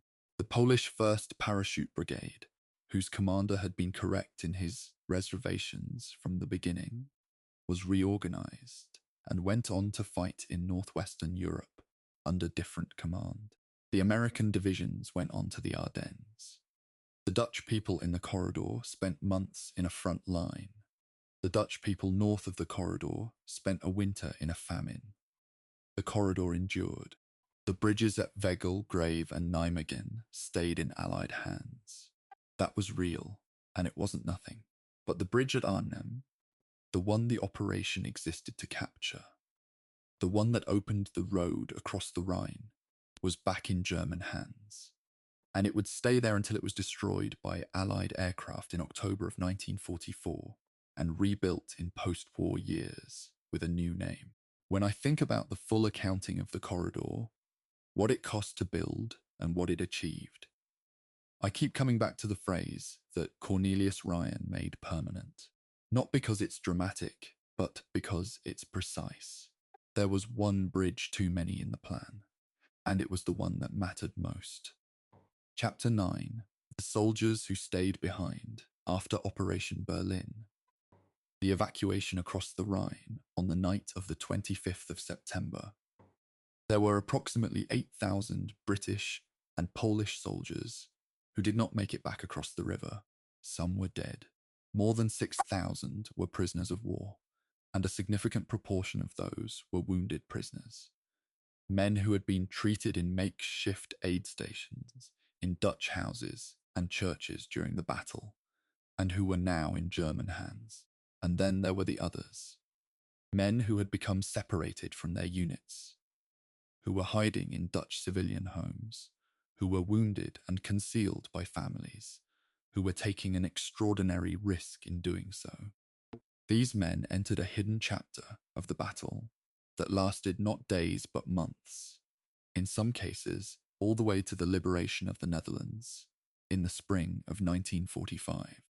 The Dutch civilians, who sheltered British and Polish soldiers during the autumn and winter of 1944, were not performing an abstraction. They were hiding men in attics, in barns, in concealed rooms, while German soldiers conducted searches of the same buildings. The penalty for sheltering Allied soldiers was severe: execution, deportation to forced labor camps, destruction of property. The Dutch families who took this risk did so with full awareness of the consequences. The network that eventually organized around the concealment and attempted evacuation of these evaders, the British called them evaders in the operational reports, is documented in the records of the escape organization that came to be called the Pegasus operations. 2 organized attempts, Pegasus 1 in late October and Pegasus 2 in November of 1944, aimed to bring groups of evaders back across the Rhine to Allied lines. Pegasus 1 was largely successful, bringing more than 130 men across the river. Pegasus 2 was compromised and failed, at significant cost to both the evaders and some of the Dutch helpers who were captured.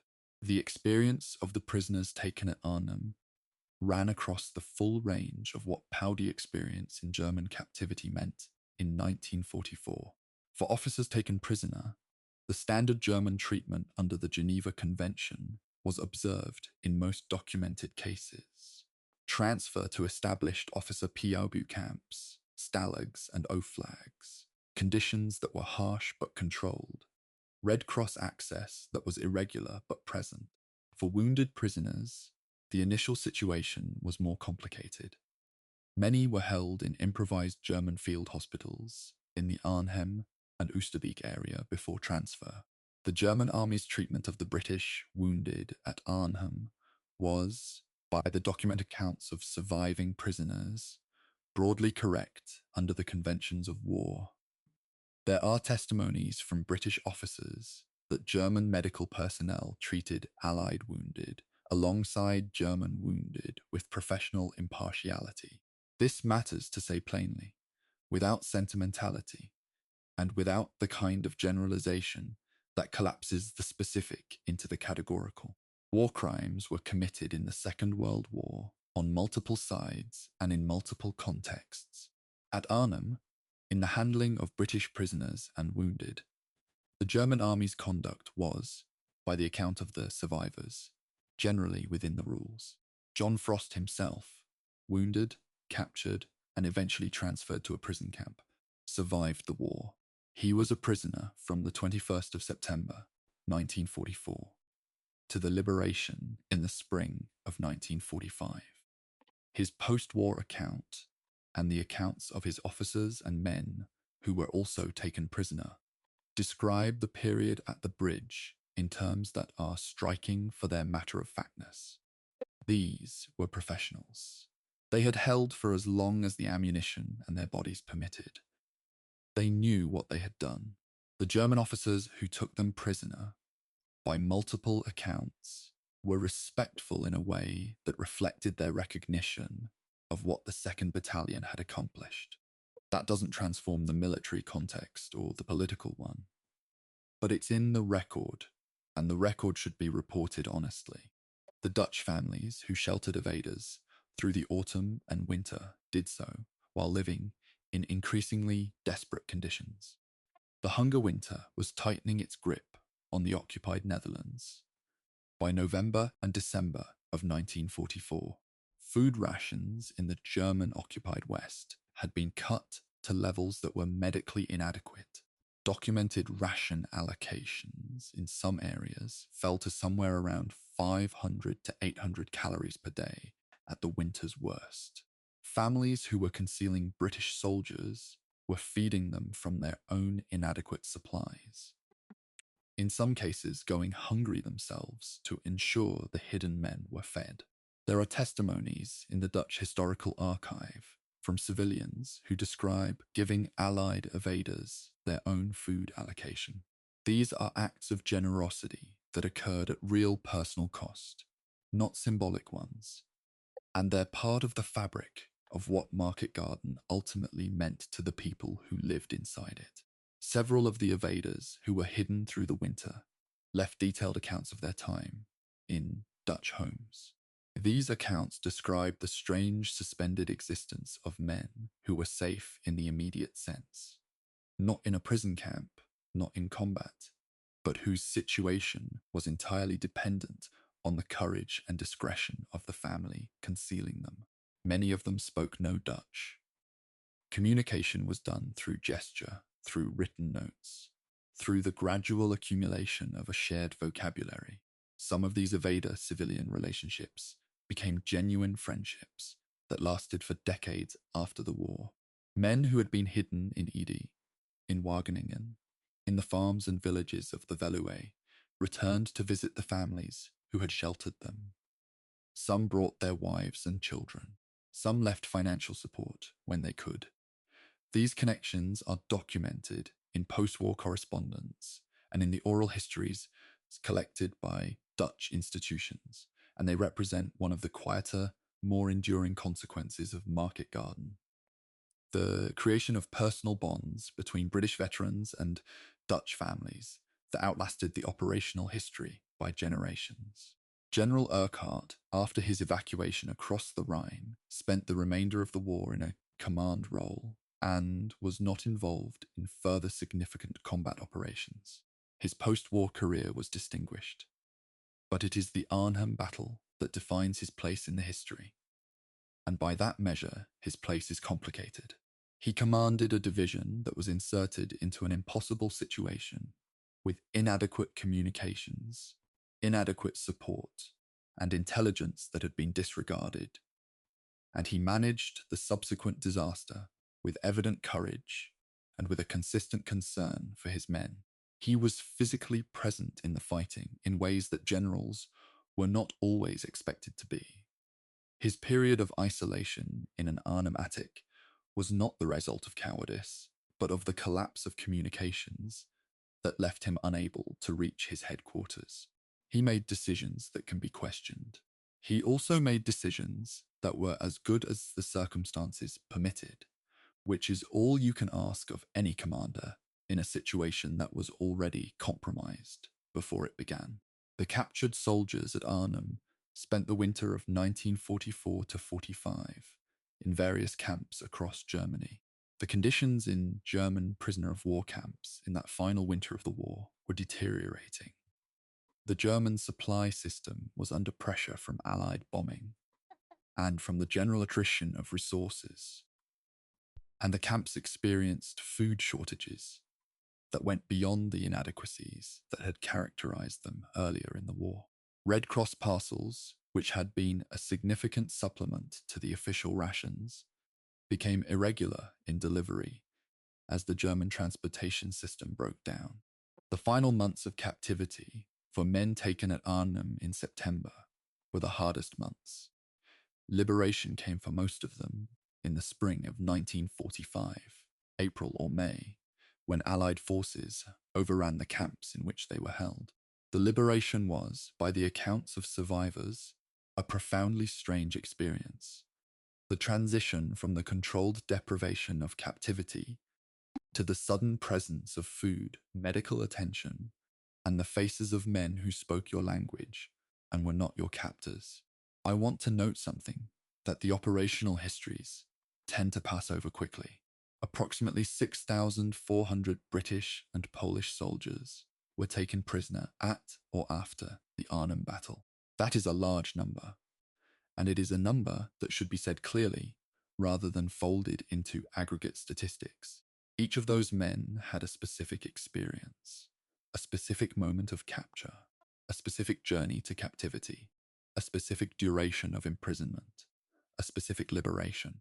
The military history tracks formations and decisions, The human history is granular in a way that the military history can't fully accommodate. What I can do, what this documentary tries to do, is at least mark the scale of that human experience, make it visible, and refuse to let it become merely a number in a paragraph about casualty totals. The Dutch civilians who sheltered evaders, who had sons taken to forced labour, who watched their city emptied and their food confiscated, who survived the hunger winter in houses that had sometimes been looted of everything useful. They lived the long consequence of a strategic decision made in a conference room in England. They didn't get a vote in that decision. They didn't know the details of the planning failures, the intelligence problems, the compressed timeline. They knew only that the soldiers had come, the battle had happened, and then the soldiers were gone and the Germans were still there. Their experience of liberation, which came finally with Canadian forces in the spring of 1945, was, by documented accounts, tinged with a complicated grief that is different from the uncomplicated joy of places liberated earlier and more completely. They had been close enough to see freedom arrive, and then watched it leave. That is a specific kind of wound. Chapter 10, The Bridge and the Myth. Every historical event of sufficient drama eventually generates a mythology, a simplified, emotionally satisfying version of itself that is easier to carry than the actual complexity. Operation Market Garden has generated one of the more persistent and fascinating mythologies in the history of the Second World War, shaped in large part by a single book and a single film that have together defined the popular understanding of the battle for more than 50 years. Understanding where the myth departs from the history is not a pedantic exercise. It matters because the mythology has shaped how the failure has been understood and who has been held responsible for it. And in this case, the mythology has been kinder to some people and harsher to others than the evidence justifies. Cornelius Ryan's A Bridge Too Far, published in 1974, is a genuinely remarkable piece of work. Ryan interviewed more than 1,000 participants in the operation over several years, collected documents from multiple archives across multiple countries, and produced a narrative account of extraordinary richness and detail. It is still the most comprehensive single-volume account of Market Garden in the popular literature, and it has the great virtue of keeping the human experience of the battle, at all levels, from private soldier to field marshal, simultaneously visible alongside the operational narrative. When I say that Ryan's work shaped the popular mythology, I'm not criticizing it. I'm noting that a book of that quality and scale inevitably becomes the lens through which subsequent generations see the event, and that any lens, however fine, has characteristics that affect what it shows most clearly and what it renders slightly out of focus. Richard Attenborough's 1977 film adaptation of Ryan's book brought Market Garden to an audience orders of magnitude larger than the book itself had reached. The film is well made, its production values remarkable for the time, its cast extraordinarily strong, and its recreation of the tactical situations generally faithful to the documented record. It also necessarily compressed and dramatized a 9-day operation involving tens of thousands of people into a film of manageable length. The compressions that dramatic adaptation requires are not lies, but they are simplifications. And some of those simplifications have become the working memory of Market Garden for people who haven't read the primary sources. The film's Dirk Bogarde portrayal of General Browning, for example, thoughtful, slightly conflicted, operating at the edge of his capacity, shaped a popular image of Browning that subsequent historical work has complicated and in some ways contradicted. The mythology of Market Garden tends, I think, toward two related errors. The first is the brave failure framing, the sense that the operation was a noble attempt that failed through the application of impersonal forces beyond anyone's control. This framing allows for the elevation of the soldier's courage, which was real and extraordinary, while obscuring the specifically avoidable elements of the planning failure. The radio problems were known and not fixed. The intelligence about the SS Panzers was available and was set aside. The 3-day drop schedule was chosen, not forced on the planners. The drop zones 8 miles from the bridge were selected. These were decisions made by people with authority and responsibility. The brave failure framing does those decisions the service of making them invisible. The second error is almost the opposite.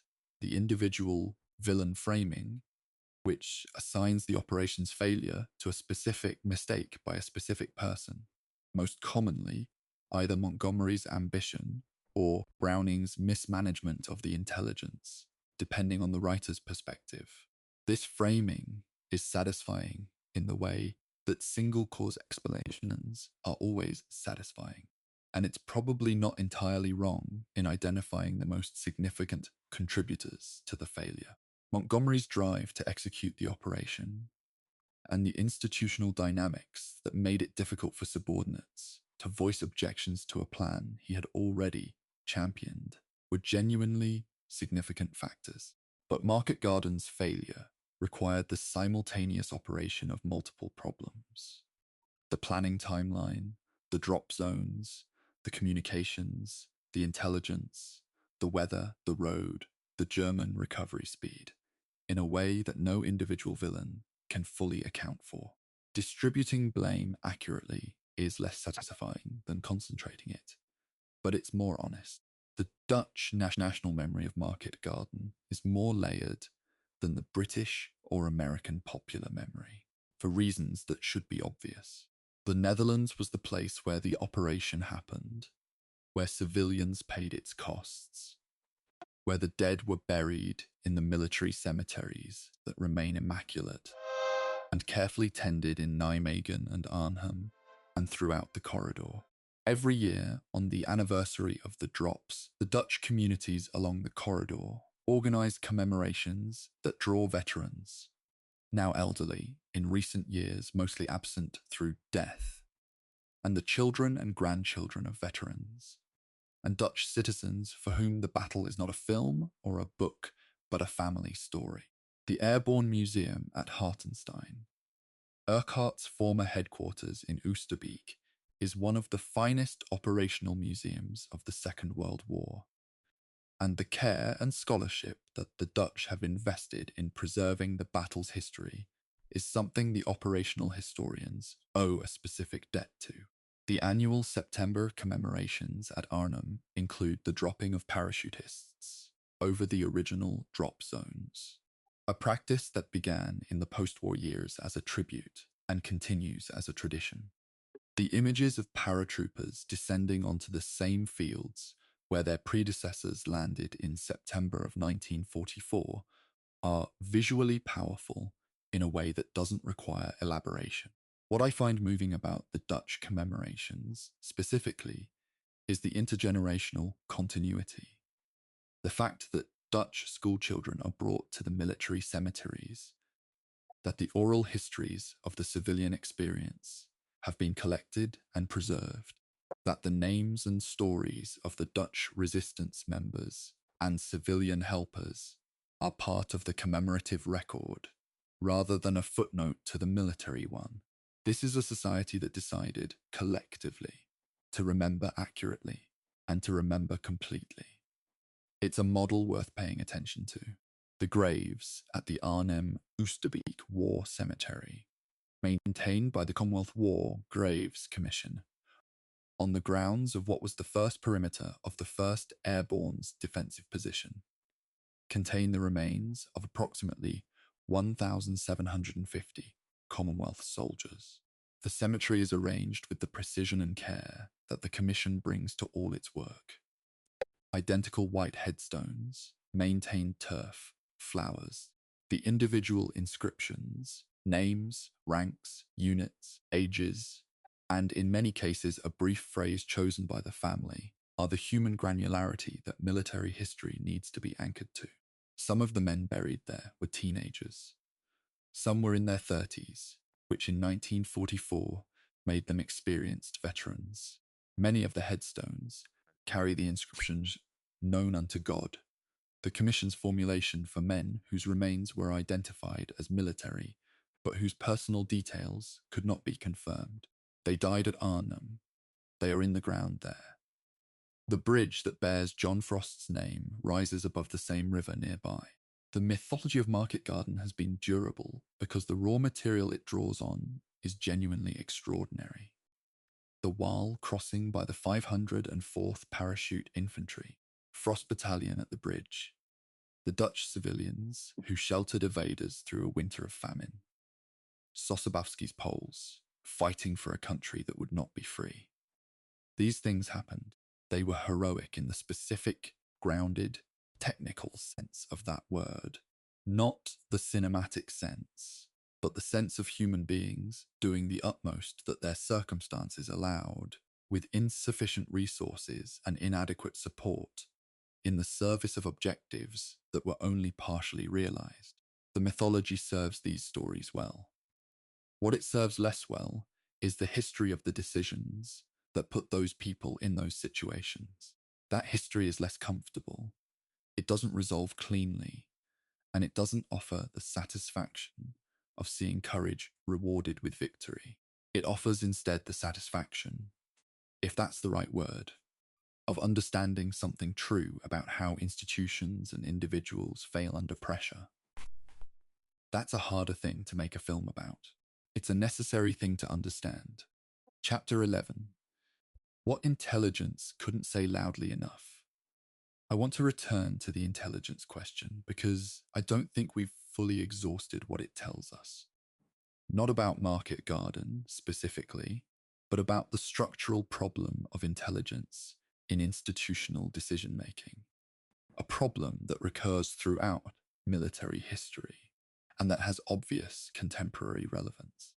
The Market Garden intelligence failure is often discussed as though it were simply a matter of information being absent, or of specific officers making cynical decisions to suppress inconvenient data. The reality is more systemic and more troubling. The information was largely present. The question was what happened to it when it entered a planning process that had already reached its conclusions. By the time Operation Market Garden was in its final planning stages, multiple intelligence streams were pointing toward the presence of significant German armored forces in the Arnhem area. Aerial reconnaissance photographs showed tanks and armored vehicles in the woods around the drop zones. The Dutch Resistance Intelligence Network, operating through channels that connected to Allied headquarters, reported German armored formations in the area. The assessment that the 9th and 10th SS Panzer Divisions, both formations from the 2nd SS Panzer Corps, were refitting in the Arnhem region was not a rumour or a guess. It was a documented intelligence assessment based on multiple independent sources. What is harder to establish with precision, and where the historical debate is genuinely unresolved, is exactly which individuals at which level of command reviewed this intelligence, what weight they gave it, and what discussions occurred about its implications for the plan.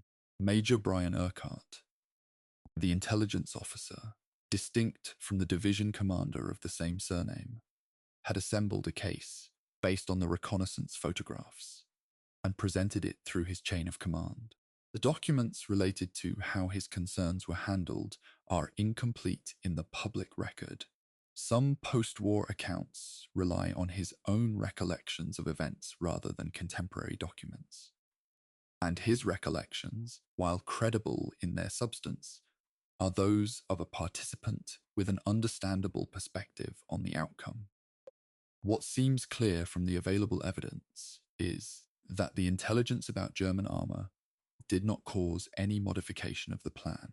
The operation proceeded on its original timeline, with its original drop zones, without any adjustment for the presence of SS armoured formations that could reach the drop zones faster than the first Airborne could reach the bridge. The historiographical explanation that has the most evidentiary support is what some analysts call bias at the institutional level. The process by which an organization that has committed to a course of action systematically underweights information that threatens the action and overweights information that supports it. This is not a conscious process, or not entirely. The officers who reviewed the intelligence about the SS Panzer divisions weren't necessarily making a calculated decision to ignore it. They were, more probably, making the kind of judgment that people make when they want something to be true. They assessed the threat as manageable, the intelligence as uncertain, the time pressure as real, and the strategic prize as worth the risk. Each of those individual judgments was defensible in isolation. Their collective effect was to allow an operation to proceed with a known and serious threat that the plan had no effective answer to. There's a technical dimension to the intelligence failure at Market Garden that doesn't get enough attention. The Allied Ultra Intelligence Program, the code-breaking operation based at Bletchley Park that decrypted German Enigma communications, was one of the most significant intelligence advantages of the war. But Ultra had specific limitations. It worked best on signals intelligence, intercepted radio communications, and was less useful against an enemy that had reduced its radio traffic or was operating in patterns that Bletchley hadn't yet mapped. The 9th and 10th SS Panzer divisions, refitting after the Eastern Front, were not generating the kind of operational radio traffic that produced rich ultra decrypts. Their presence in the Arnhem area was identified primarily through visual reconnaissance and human intelligence, specifically the Dutch resistance reports, rather than through signals intercepts. This meant that the intelligence picture was less precise and less authoritative than the command might have been used to accepting from Ultra. The uncertainty in the source may have contributed to the uncertainty in how the information was weighted. The 2nd SS Panzer Corps headquarters, the command structure above both SS Panzer divisions, was headed by General Wilhelm Bittrich, an experienced Eastern Front commander who responded to the Market Garden drops with considerable speed and effectiveness. Bittrich's initial orders on the 17th of September, directing the 9th SS Panzer Division toward Arnhem and the 10th SS Panzer Division toward Nijmegen, were issued within hours of the Allied drops, based on an assessment of Allied intentions that proved substantially accurate. The finding of the Allied operational plans in the crashed glider confirmed what Bittrich had already correctly inferred from the pattern of the drops. His ability to respond effectively was a product of both the information he received and his own professional competence. It was not, however, the product of some mysterious German foreknowledge. The German response at Arnhem was fast because the drop zones were far from the bridge, because the 3-day drop schedule had eliminated surprise, and because the German command structure in the area happened to include a corps-level headquarters with competent leadership. None of these factors were unforeseeable. All of them were either known or knowable to the Market Garden planners. The specific case of the signals carried aboard the crashed glider deserves another moment of reflection, because it represents a failure of a different kind from the intelligence failures that preceded the drops. The prohibition on carrying full operational plans into the drop zones was not an obscure rule or a recent innovation. It was a standard security measure with a completely obvious rationale. If a glider or aircraft came down in enemy territory, the plans would fall into enemy hands. The reasons why the rule was violated in this specific case are not fully documented in the public record. I haven't been able to trace a clear chain of accountability for the decision to carry the full plans. What I can say is that the violation and the catastrophic intelligence windfall it provided to the Germans is a case study in the kind of procedural failure that happens when an operation is compressed into too short a planning timeline for proper security review and enforcement.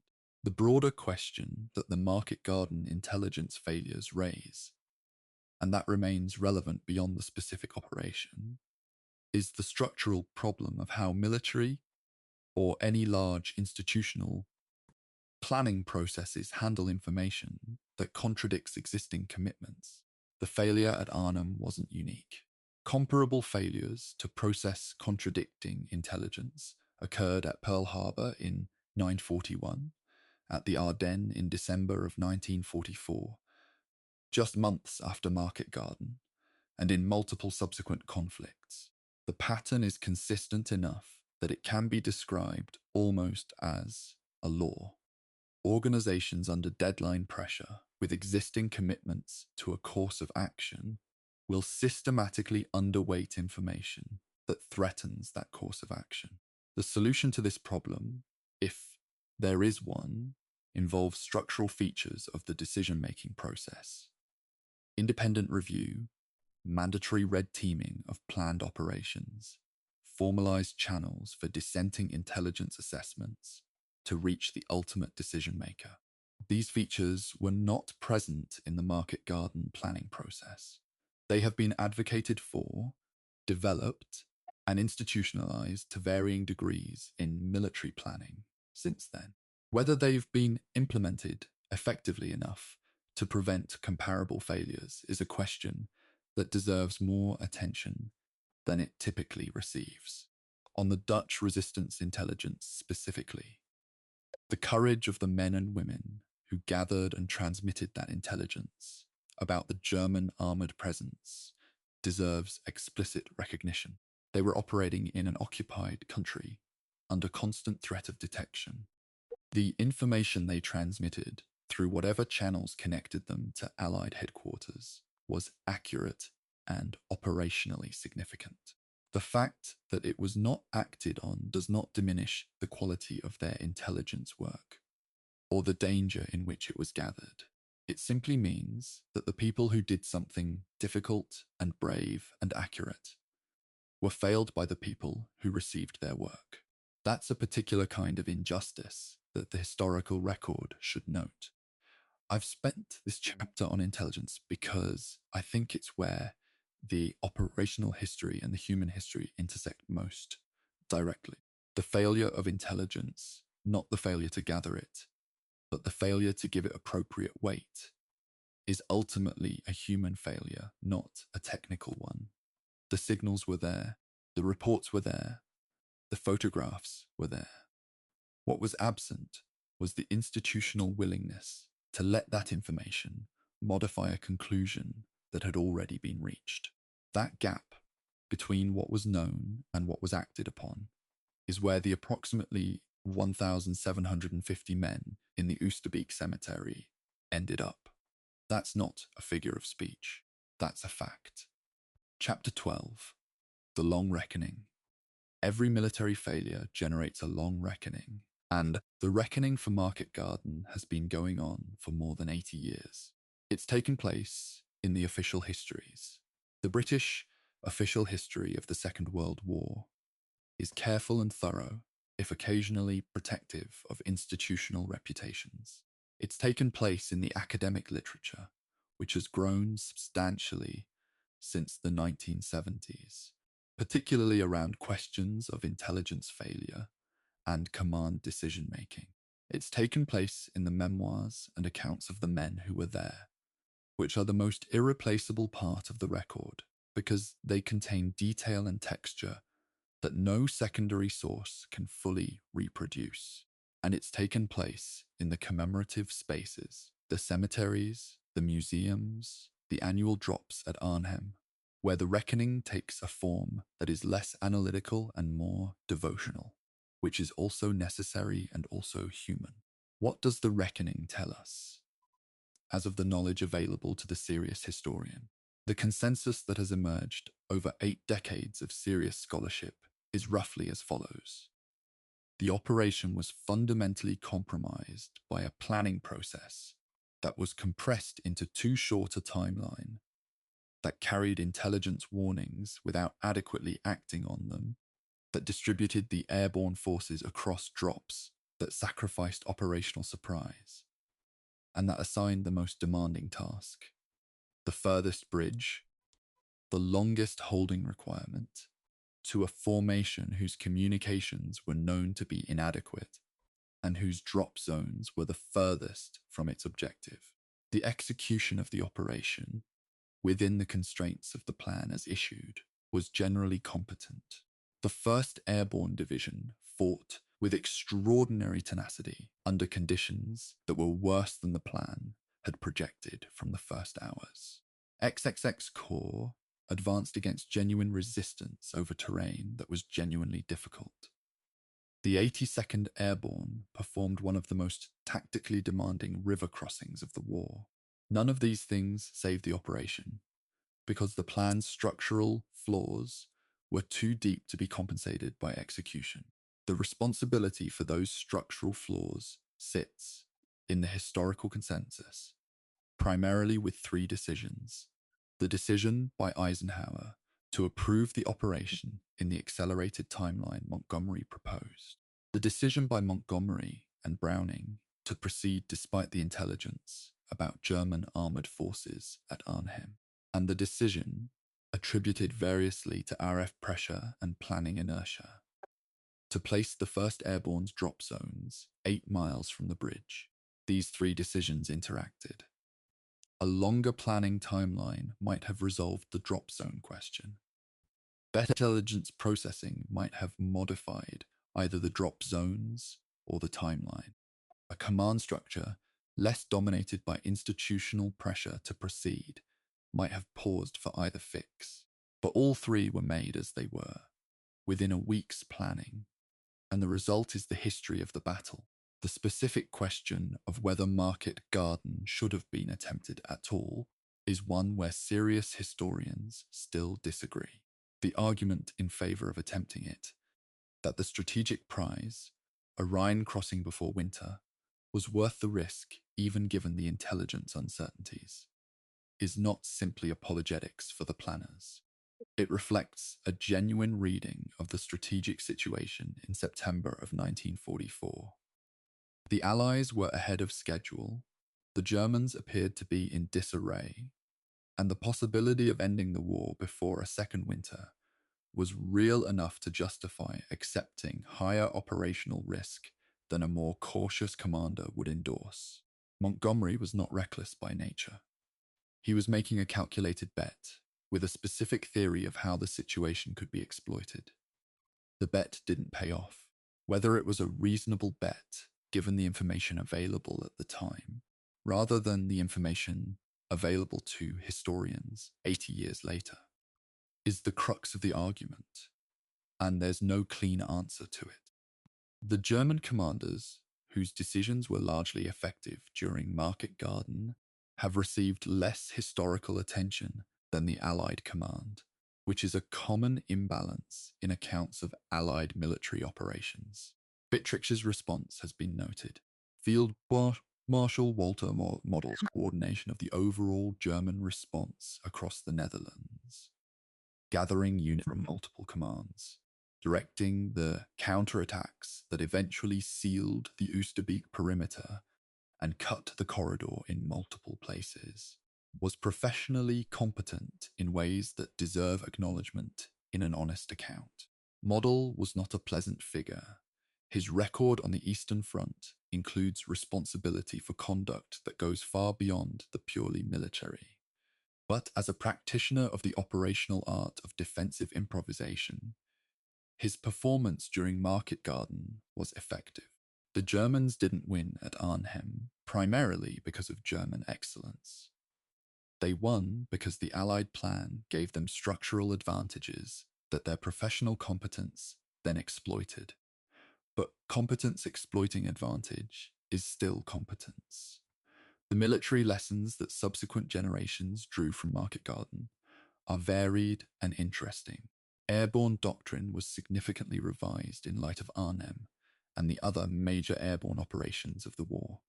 The vulnerability of lightly armed airborne forces when dropped without immediate armoured relief, demonstrated at Arnhem, but also present in the Normandy drops, the Sicily drops, and other operations, led to a reconsideration of how and when airborne forces should be used.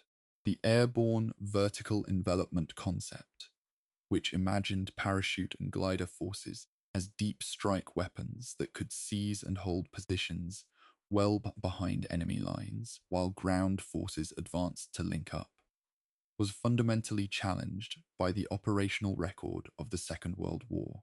The concept wasn't abandoned, it evolved, but the market garden experience contributed to a lasting skepticism within military planning communities about operations that depended on rapidly linking light infantry to advancing armor over extended distances in contested terrain.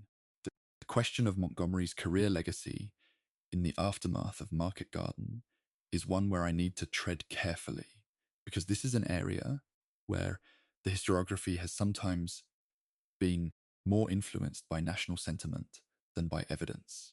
British military history has a long tradition of both celebrating and defending Montgomery, who remains one of the most recognised and debated British commanders of the 20th century.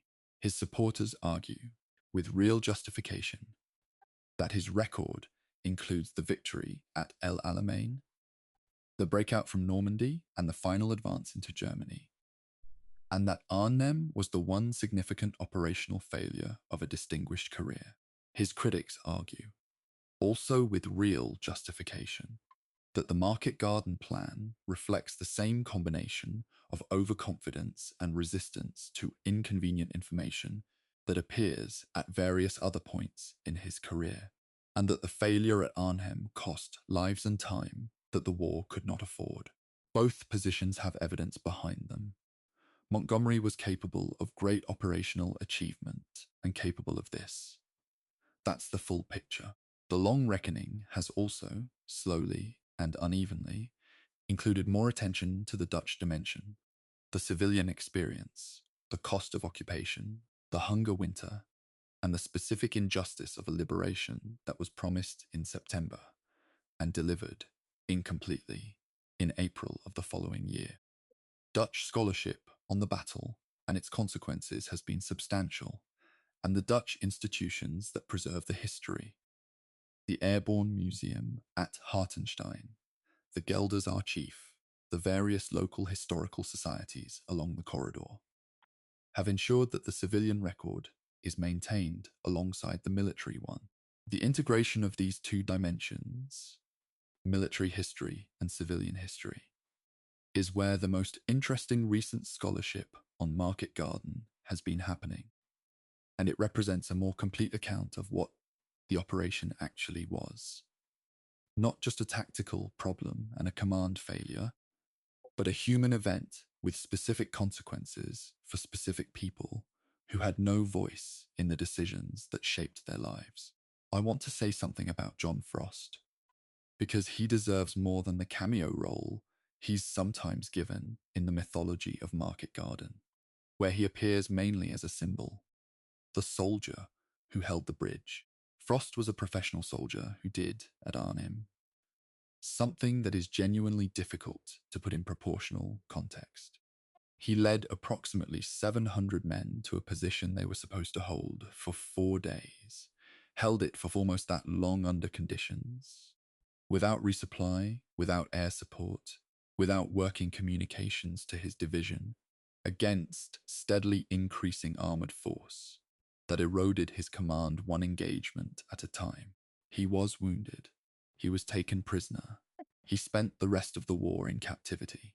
After the war, he wrote with great clarity and without apparent bitterness about what had happened, including about the planning failures that had put his battalion in an impossible position. He acknowledged the courage of the German forces that eventually overcame his position. He didn't romanticize the battle or his own role in it. He seemed to understand, with the clarity that comes from having been inside the event without the protection of distance, that courage and failure are not opposites. They can inhabit the same place simultaneously. The bridge at Arnhem, that carries John Frost's name, stands over the same Rhine that flowed below the original structure in September of 1944. The river doesn't care. Rivers never do. But the people who visit the John Frost Bridge, who stand on its pavement and look north toward where Frost's men held the northern ramp, and south toward the river, and east toward the low skyline of a city that was emptied and returned and rebuilt, are doing something that matters. They're making the choice to look at what happened, to stand in the place where it happened, to try to understand it fully rather than just to feel it. That choice is the one thing that separates history from mythology. It's harder than mythology. It's the only thing worth doing. Chapter 13. The winter the Netherlands starved. There's a specific cruelty in proximity to relief that was never delivered. The Dutch people in the western provinces of the Netherlands spent the winter of 1944 to 1945 in a condition that the historical record describes with clinical understatement as severe food shortage. A phrase that doesn't begin to carry what it meant to stand in a kitchen with empty shelves in January of 1945, while the temperature outside dropped below freezing, and the last edible material in the house had been consumed 2 days earlier. I've read the Dutch testimonies from that winter. I've read the medical reports compiled by Dutch physicians working in impossible conditions, and I can tell you that food shortage is a phrase built to protect the reader, not to inform them. What happened in the Western Netherlands in the winter of 1944 to 45 was a famine, a real one, of the kind that leaves marks in a population's collective memory for generations. The connection between the hunger winter, as it's called in Dutch, and Operation Market Garden is not incidental. It runs direct. The liberation of the Western Netherlands had been the anticipated consequence of a successful Rhine crossing at Arnhem. When that crossing failed, the Western provinces, North Holland, South Holland, Utrecht, Zeeland, remained under German occupation. The German administration, furious at the Dutch railway strike that the government in exile had called in support of Market Garden, retaliated by blocking food imports into the occupied West. This blockade began in the autumn of 1944 and was only partially lifted later, too late and too incompletely to prevent what followed. The railway strike had been organised by Dutch civilians in good faith, at Allied request, as a contribution to an operation that then failed to liberate them. The cost of that act of resistance was borne entirely by the people who performed it. By November of 1944, official food rations in the occupied Western Netherlands had fallen to levels that were medically indefensible. The precise figures in the historical record vary by province and by period, but Dutch government documentation from the period records official rations falling to somewhere around 1,000 calories per day in the autumn, and lower, in some areas to 500 or 600 calories daily, during the worst months of January and February of 1945. For context, an adult human being engaged in any physical activity requires somewhere between 2,000 and 2,500 calories per day for basic metabolic function. At 500 calories, the body begins consuming its own muscle tissue. Children whose growth was interrupted by the hunger winter showed measurable effects decades later. Dutch research conducted in the 1980s and 90s documented elevated rates of certain chronic conditions in the generation born during the hunger winter, suggesting that nutritional deprivation in utero had consequences that persisted into adult life, and, in some studied populations, showed effects in the following generation. The hunger winter didn't end when the food arrived.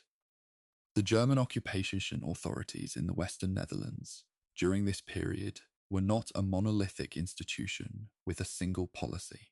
The situation on the ground was one of multiple competing German authorities: military, civil, police, SS, with overlapping jurisdictions and different interests. Some German officials, by the documented record, facilitated relief operations and food deliveries, acting on practical or humanitarian grounds or both. Others enforced the blockade and the requisition of Dutch food stocks with consistency. The overall effect, regardless of individual German conduct, was catastrophic. The Dutch population in the occupied West was caught between a German administration that was simultaneously collapsing and still capable of organized repression, an Allied front line that was close but static, and a winter that was one of the coldest in decades. People ate tulip bulbs. This is not a wartime legend. It's documented in Dutch sources from the period, in recipes for tulip bulb soup and tulip bulb flour that circulated in occupied Amsterdam and Rotterdam. It's the kind of detail that can seem almost picturesque in retrospect. The Dutch national flour repurposed for survival, until you understand what it means that a population had to develop culinary techniques for processing decorative plants because there was nothing else to eat. People burned their furniture for fuel. They stripped the wooden blocks from roads and burned those. They pushed handcarts for miles to barter for food in the countryside.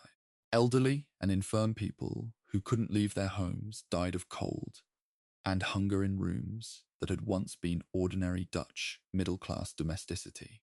Dutch mortality statistics for the winter of 1944 to 45 show a spike of somewhere between 18,000 and 22,000 excess deaths attributable to starvation and related causes. These numbers come from Dutch official sources. They don't include deaths from cold, from wartime violence, from the disruption of medical services, or from diseases that flourished in a malnourished population. The actual excess mortality of the hunger winters is certainly higher.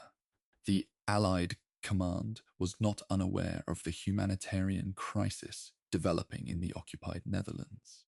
The question of what to do about it, given that the German-held territory couldn't be supplied overland, and that the German blockade controlled access, was a genuine operational and diplomatic problem. Allied aircraft eventually flew food drops into the occupied Western Netherlands under a negotiated arrangement with the German occupation authorities. Operations Manna and Chowhound, carried out in late April and early May of 1945. These drops, in which Allied bomber aircraft flew at low altitude over Dutch cities dropping food containers, while German anti-aircraft guns stood down under the arrangement, are one of the more extraordinary episodes of the war's final weeks. The Dutch civilians who watched these aircraft come over the cities, low enough to see the markings, low enough to see the crew members in the open bomb doors, left accounts of a specific kind of hope that is almost painful to read. The hope of people who had been surviving on the absolute margins of physical endurance and suddenly saw something that meant it might actually end. Liberation came to the Western Netherlands in early May of 1945. Canadian forces, primarily, advancing from the east and north as the German position in the Netherlands finally collapsed with the broader German surrender. The liberation was genuine.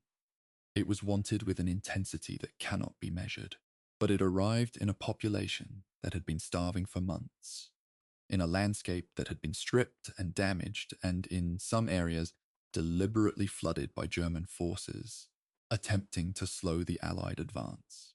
The Netherlands, that was liberated in May of 1945, was not the Netherlands that had greeted the American and British paratroopers in September of 1944.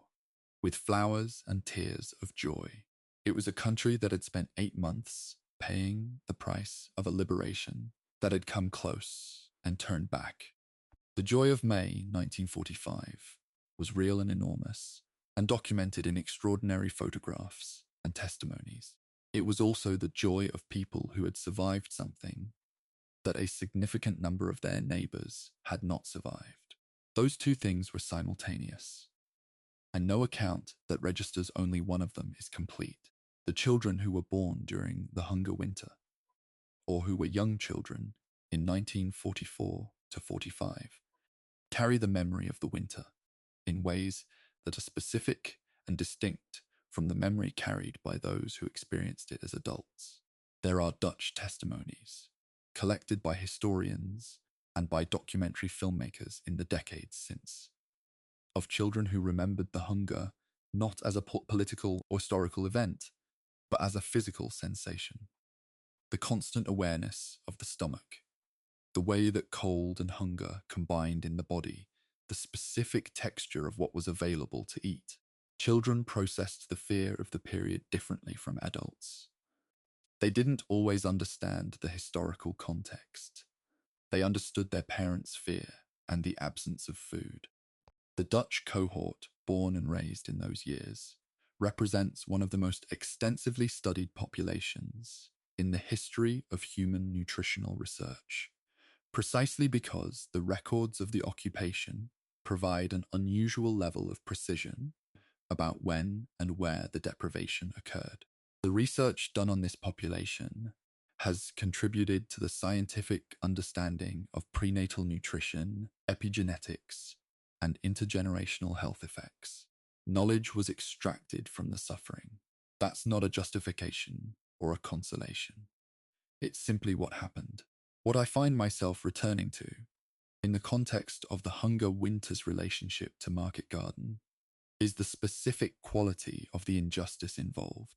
The Dutch people who called the railway strike in September of 1944 were acting in good faith, on a request from an Allied command that they trusted to deliver on its part of the arrangement. They disrupted German supply lines. They accepted the risk of reprisal. They did so because they believed reasonably that the liberation was imminent, that the paratroopers who were landing in their fields were the leading edge of a force that would free them within days. When the operation failed and the liberation didn't come, and the German reprisal blockade was imposed, the people who had acted in good faith in September were paying for it in January and February, with their lives and with their bodies. There's no comfortable way to accommodate that fact into a narrative that focuses primarily on the operational history. But there's also no honest account of market garden that can leave it out. The hunger winter ended with liberation, and with the food drops, and with the slow, difficult process of rebuilding a nutritional baseline in a population that had been physically depleted for months. The psychological rebuilding took longer. Dutch society in the post-war decades had to integrate the experience of occupation famine and the complicated relationship with the Allied powers. Grateful for liberation, aware of the cost at which it had been delayed into a national memory that was by necessity selective in order to function. The commemorations that the Dutch hold for market garden are in part a form of integration, a way of holding the grief and the gratitude simultaneously, of honouring the soldiers who came and fought and died, and the soldiers who came back again in April and May, of acknowledging that history doesn't resolve cleanly into triumph or tragedy, but insists on being both at once. That insistence is, I think, the most honest thing that memory can do. Chapter 14. The Rhine crossing that market garden couldn't deliver. The Rhine was crossed, eventually. It was always going to be crossed. Germany was going to be defeated. The war was going to end. But the question of when and where and at what cost was the one that Market Garden had tried to answer in September of 1944 and failed. The answer that history actually provided came in March of 1945 in Operations Plunder and Varsity, a combined assault crossing of the Rhine between Wessel and Ries, accompanied by another large airborne drop conducted with a methodical deliberateness that stood in instructive contrast to the compressed planning and optimistic assumptions of Market Garden. Understanding how the Rhine was actually crossed helps illuminate, in a specific and concrete way, what Market Garden had tried to do, what it had gotten wrong, and what a more carefully prepared version of the same essential idea might have looked like. Operation Plunder was the 21st Army Group's assault crossing of the Rhine, beginning on the night of the 23rd of March, 1945. Montgomery commanded it, as he had commanded Market Garden. The differences in preparation were stark. Plunder had been in planning for months. The logistical build-up, the enormous quantities of bridging equipment, the assault boats, the artillery ammunition for the preparatory bombardment, the engineering support, was assembled over weeks, not days. The intelligence picture was thorough and current.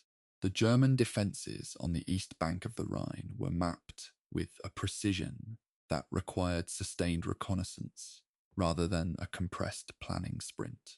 The operation was designed around what the available forces could actually do, not around an optimistic projection of what the available forces might do if everything went right.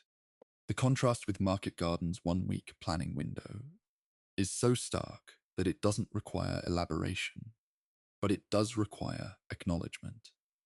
The same field marshal who had approved a massively complex operation in 1 week was now taking months to prepare a Rhine crossing that he considered essential to execute correctly. Operation Varsity was the airborne component of the Rhine crossing. The 17th Airborne Division and the 6th Airborne Division dropping on the east bank of the Rhine to support the assault crossing. The Varsity drops incorporated specific lessons from Market Garden. The airborne forces were dropped after the ground assault had begun, and the bridgehead was being established, not in advance of it, with a requirement to hold for days. The drop zones were immediately adjacent to the objectives. There was no 8-mile march to a bridge in the face of organized German armor. The drops were concentrated in a single day, rather than distributed over 3 days. The communications were better prepared and better tested. The intelligence about German forces in the drop zones was given appropriate weight. None of this is to say that Varsity was without cost or without problems. The operations suffered significant casualties, and some units encountered heavier resistance than anticipated. But the structural errors of Market Garden were not repeated, and the operation achieved its objectives within the time planned. The Rhine was crossed at Remagen as well before Plunder. The first United States Army's capture of the Ludendorff Bridge at Remagen on the 7th of March, 1945, was one of those accidents of war that changed the operational situation decisively. American forces found the bridge intact, crossed it under fire, and established a bridgehead on the east bank before the Germans could demolish the structure. The Remagen crossing was not planned. It was the exploitation of an unexpected opportunity by American commanders with the judgment and initiative to recognize what they were seeing and act on it immediately. The contrast between Remagen and unplanned, immediately exploited, decisive, and meticulously planned, operationally compromised, unsuccessful, is one of those contrasts that military historians return to with some regularity, because it illustrates the role of contingency and opportunism in military affairs alongside the role of planning and preparation. Both things are real. Neither replaces the other. The operational question that Market Garden was designed to answer: can you get across the Rhine before winter and drive into northern Germany fast enough to end the war in 1944, turned out, in the event, to be unanswerable by the means available in September of that year. The supply situation that constrained Eisenhower's broad front strategy hadn't been solved by the time Market Garden was launched. It couldn't be solved by a single bold operation. The German army, which appeared to be collapsing in August of 1944, demonstrated in September and October and December the remarkable institutional resilience that it had shown throughout the war.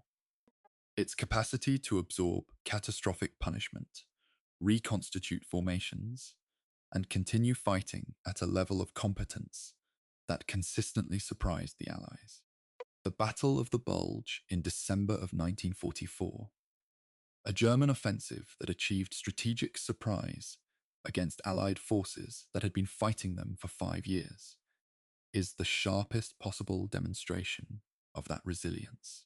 The question of whether the war could have ended in 1944 with a successful market garden as a necessary component is one that military historians treat with appropriate caution because it involves multiple compounding counterfactuals.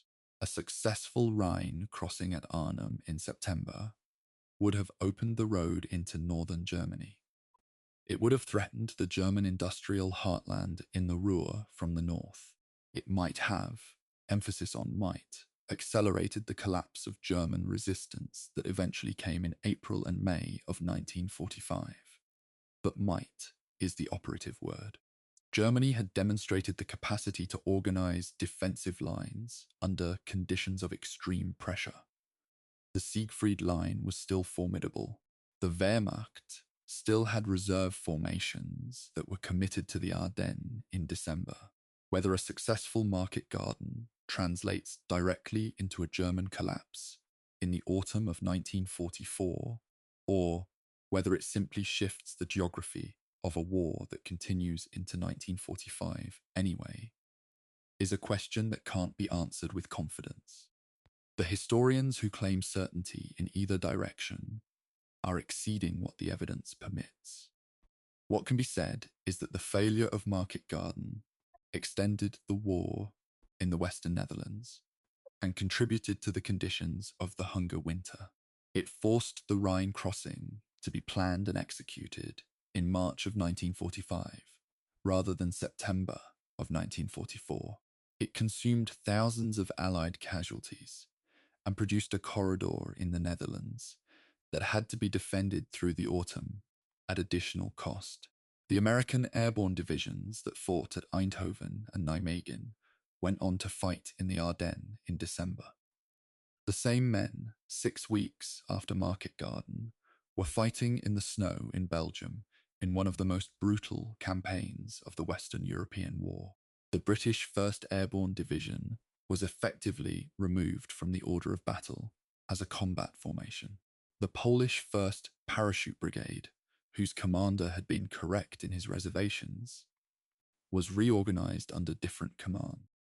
The total cost measured across all of this, the casualties, the Hunger Winter deaths, the prolonged occupation, the Ardennes campaign that Market Garden's failure helped make possible, is a reckoning that the operational histories rarely attempt in full, because it requires connecting events that are usually treated in separate volumes and separate chapters. The men of SS Corps who drove north on Highway 69 in September of 1944 and watched the 1st Airborne's perimeter contract and eventually go dark went on to fight through the winter and into the spring, across the Rhine in March, and into Germany in April. Some of them had driven past the villages and farms of the Netherlands corridor daily for weeks, maintaining the road that Market Garden's partial success had established. They had come close to the 1st Airborne. They had been close enough, by some accounts, to see the fires in Arnhem from their positions. They hadn't been able to reach them in time. The men of SS Corps who survived the war carried that with them in a way that's specific to the experience of the relief force that didn't relieve. The particular weight of having tried and not succeeded, of knowing that men died waiting for you, of living with the gap between what was attempted and what was achieved. That's a different kind of war experience from the frontline infantrymen's or the prisoners, and it doesn't get enough attention. The Rhine crossing in March of 1945 when it came, was massive, methodical, and successful. The river that had been the object of Market Garden's ambition in September was crossed in a way that left nothing to chance that careful preparation could prevent. And on the other side of that river, in April of 1945, in the final weeks of a war that had consumed tens of millions of lives, the Allied armies advanced into a Germany that was coming apart at every level: military, civilian, governmental, moral. The contrast between September of 1944, when the war had seemed close to ending and the bold operation had failed, and April of 1945, when the end was finally, undeniably arriving, was a contrast of mood and meaning that the men who had been present at both moments described with a kind of exhausted clarity. The war ended. The Rhine was behind them, and somewhere in the Netherlands, in the ground near Oosterbeek, were the men who had been the cost of September's attempt.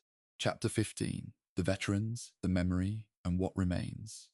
The last veteran of Operation Market Garden will die. It has probably already happened. By the time this documentary reaches viewers in any significant numbers, the men who dropped from the aircraft or drove the tanks or hid in the Dutch houses in September of 1944 are either gone or in their final years. The last British veteran of Arnhem attended a commemoration at Oosterbeek within the last decade. The American veterans of the 101st and 82nd Airborne who fought in the corridor are similarly at the end of their generation.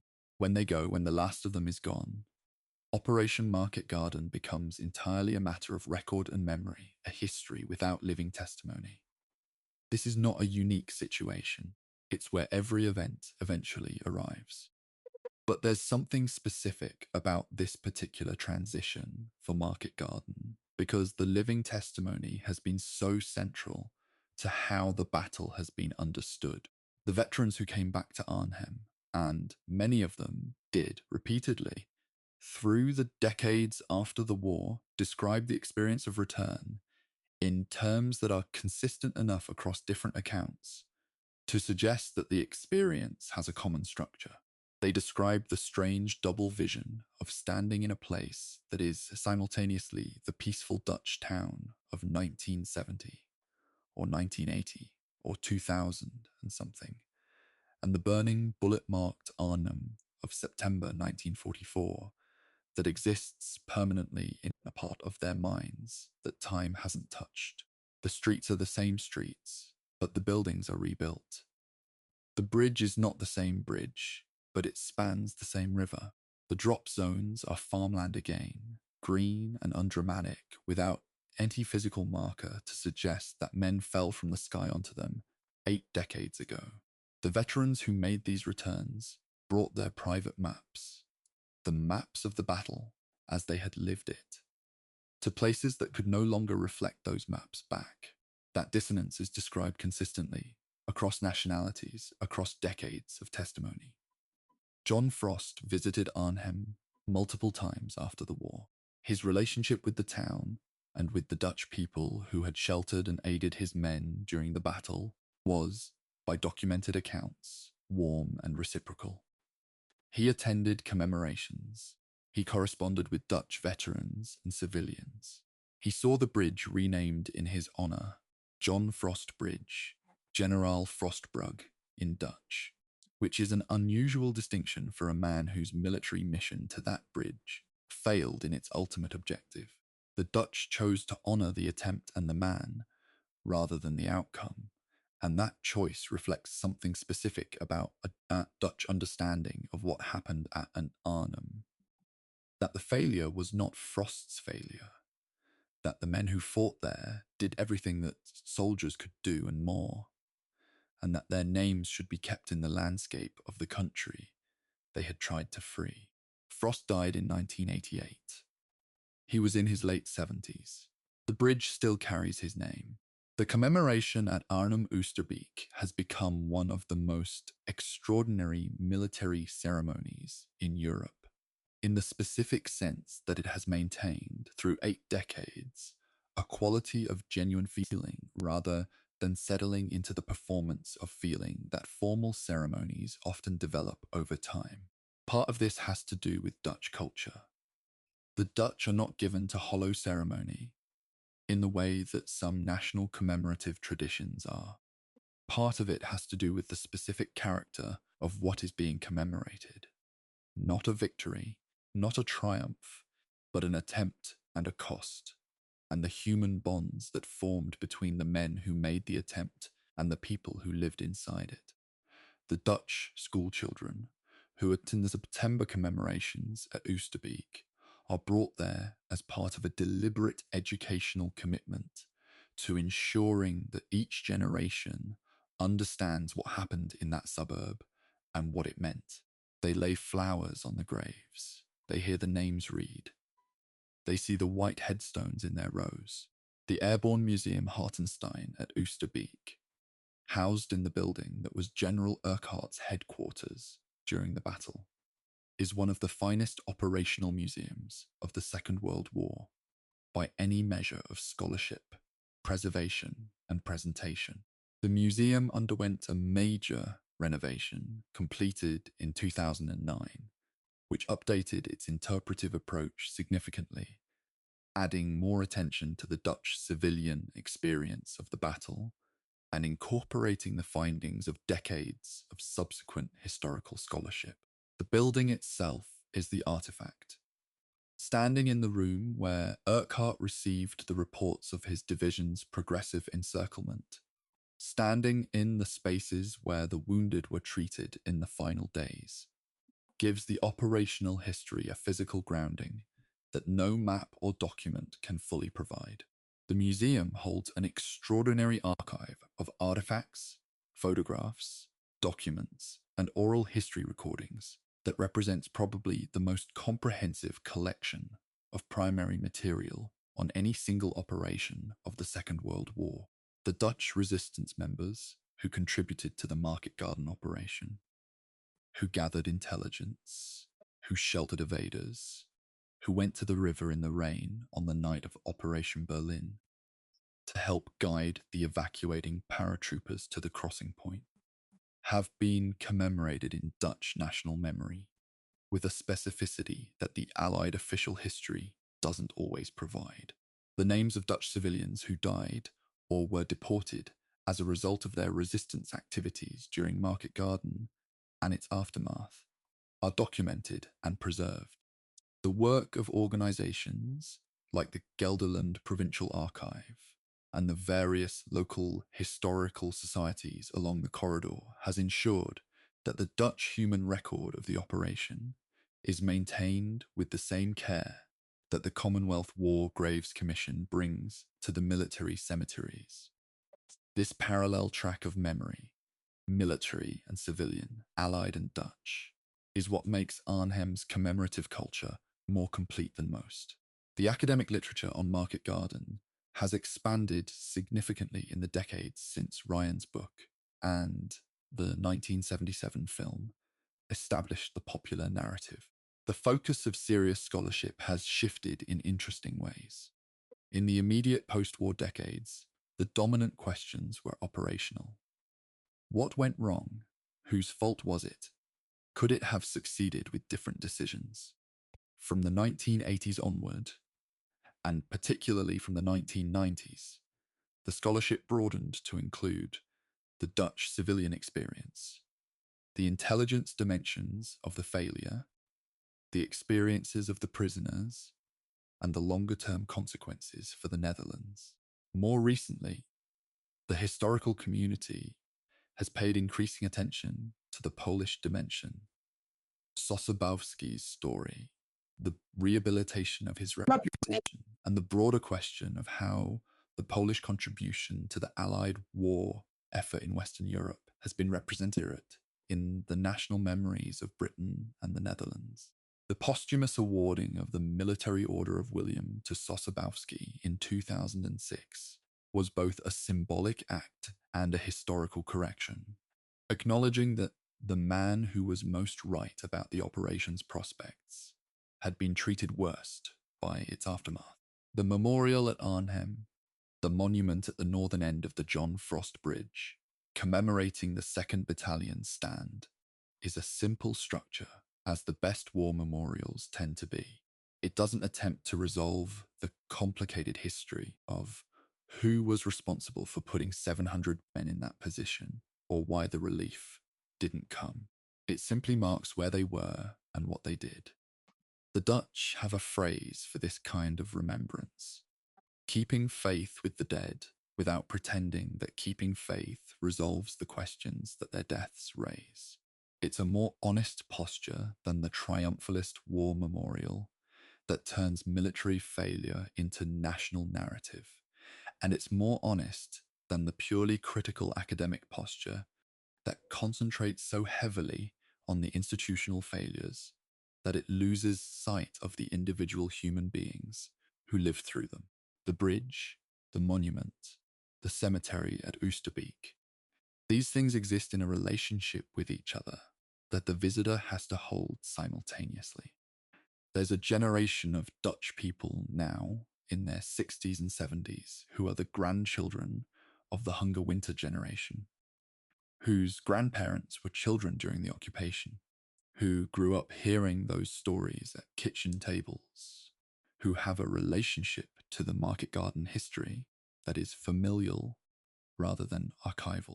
This is the generation that is currently the primary carrier of Dutch memory of the battle, as the children and grandchildren of the direct participants age out of active memorialization. What happens to a national memory when it transitions from the living to the archival? From people who knew people who were there to people who only know what the records and the museums tell them, is a question that every country with a traumatic history eventually faces. The Dutch model, with its combination of maintained physical sites, living museum culture, and integration of the history into school education, is probably as good an answer to that question as any democracy has produced. It won't be perfect, memory never is, but it's serious, and it's sustained, and it's honest about what was lost as well as what was gained. I want to end this chapter and this documentary where I began, at the bridge. Not the John Frost Bridge as it stands now, with its traffic and its commemorative plaque and the quiet river below. The bridge I keep returning to is the bridge of September 1944, in the specific hours of the 17th into the 18th. The first night, when Frost's men had just arrived at the northern end and didn't yet know that the relief force wouldn't come in time, when the southern end was still held by the Germans, and the attempts to rush it were failing, when the rest of the 1st Airborne was fighting its way through Arnhem and not reaching them, when the radios weren't working, and nobody in the division had a clear picture of where anyone else was. In those hours, the thing that strikes me most is the quality of the soldiers' commitment, not to the plan, which was already failing around them, not to the strategic objective, which was already beyond their ability to effect, but to each other and to the position they held. They were there. They held. That is, in the most specific and grounded possible sense, what soldiers do. It doesn't justify the planning that put them there. It doesn't redeem the intelligence failure, or the compressed timeline, or the decision to proceed with knowledge of German armor nearby. But it's true, and it's real, and it's the thing that the men in the Oosterbeek cemetery died doing, somewhere in the institutional memory of every Western military. In the doctrine manuals, in the planning staff colleges, in the case studies that officers are required to study. Operation Market Garden lives as a lesson, not a simple one. Not don't be ambitious, or don't use airborne forces, or always trust your intelligence. The lessons that serious military education draws from Market Garden are more demanding than those. Don't compress planning beyond what the complexity of the operation permits. Don't allow the desire to execute to override the evidence that makes execution risky. Don't accept a plan's feasibility on the basis of optimistic projections when the structural problems are identifiable in advance. Ensure that the communications your operation depends on are tested and functional before you commit. Don't place your most vulnerable forces at the furthest point from relief, without confirmation that relief can arrive in time. These are the lessons. They're hard lessons. They require institutional honesty. The willingness to say that a plan has problems, even when the plan belongs to a powerful commander who wants it executed. That kind of institutional honesty is not easy to maintain under the pressures that apply to military planning in wartime. Market Garden is, in part, a record of what happens when it fails. For the Dutch, Market Garden is something different from a lesson. It's an origin point, a place in the national memory where the relationship between the Netherlands and its liberation, between the Dutch people and their allied allies, between what was asked of Dutch civilians and what was delivered to them, was established and complicated simultaneously. The Netherlands was liberated, eventually. The country rebuilt. The economy recovered. The Hunger Winter generation raised children who are alive now and don't know what hunger is, in a country that is among the most prosperous in the world. The distance between September of 1944 and the present is enormous in material terms. In the commemorative terms, in the terms that matter when you stand at Oosterbeek and read the names on the headstones, the distance is negotiable. The Dutch choose to negotiate it. Every September, they go back. The men of the British 1st Airborne Division who survived Arnhem, the approximately 2,400 who crossed the Rhine on the night of the 25th of September, plus the evaders who came out later, returned to England to a reception that was muted by the larger context of a war that was still ongoing. There were no parades. There wasn't time. The division was to be rebuilt. Some of the survivors were returned to duty in other formations. The institutional machinery of a functioning military organization absorbed the human beings who had been at Arnhem and directed them toward whatever came next. What came next, for many of them, was more fighting in Northwest Europe through the winter or in other theatres. Some of them didn't survive the war after surviving Arnhem. They had made it across the Rhine and were then killed in Belgium or Germany in the months that followed. War is not coherent about these things. For the men who did come home, who survived the war, who returned to the lives they'd had before 1939 or built new ones from what the war had left them, the experience of Arnhem lived in the body as well as the memory. Men who had been wounded at the bridge or in the Oosterbeek perimeter or during the evacuation carried those wounds for the rest of their lives in the form of physical limitations, chronic pain, medical complications that were the long-term consequence of injuries treated in battlefield conditions. The men who had been prisoners carried the nutritional and psychological effects of captivity. The generation that fought the Second World War returned to a Britain that needed them to be normal, to work, to rebuild, to raise families, to not talk about it too much. And most of them obliged, because that's what their generation did. The full accounting of what that silence cost them personally is something that only their families fully know. The historiography of Market Garden is not finished. It will not be finished in my lifetime or in the lifetime of anyone reading or watching this now. New documents emerge from archives. New scholarship applies new analytical frameworks to the existing record. Dutch, British, American, Polish, and German perspectives continue to develop in dialogue with each other in ways that produce an account that's richer than any single national tradition could generate alone. The disagreements about blame, about timing, about what could have been done differently are productive disagreements because they force the record to be examined from multiple angles rather than settled prematurely into a consensus that comfort demands. History that is still argued about is alive. Market Garden is still being argued about. It should be.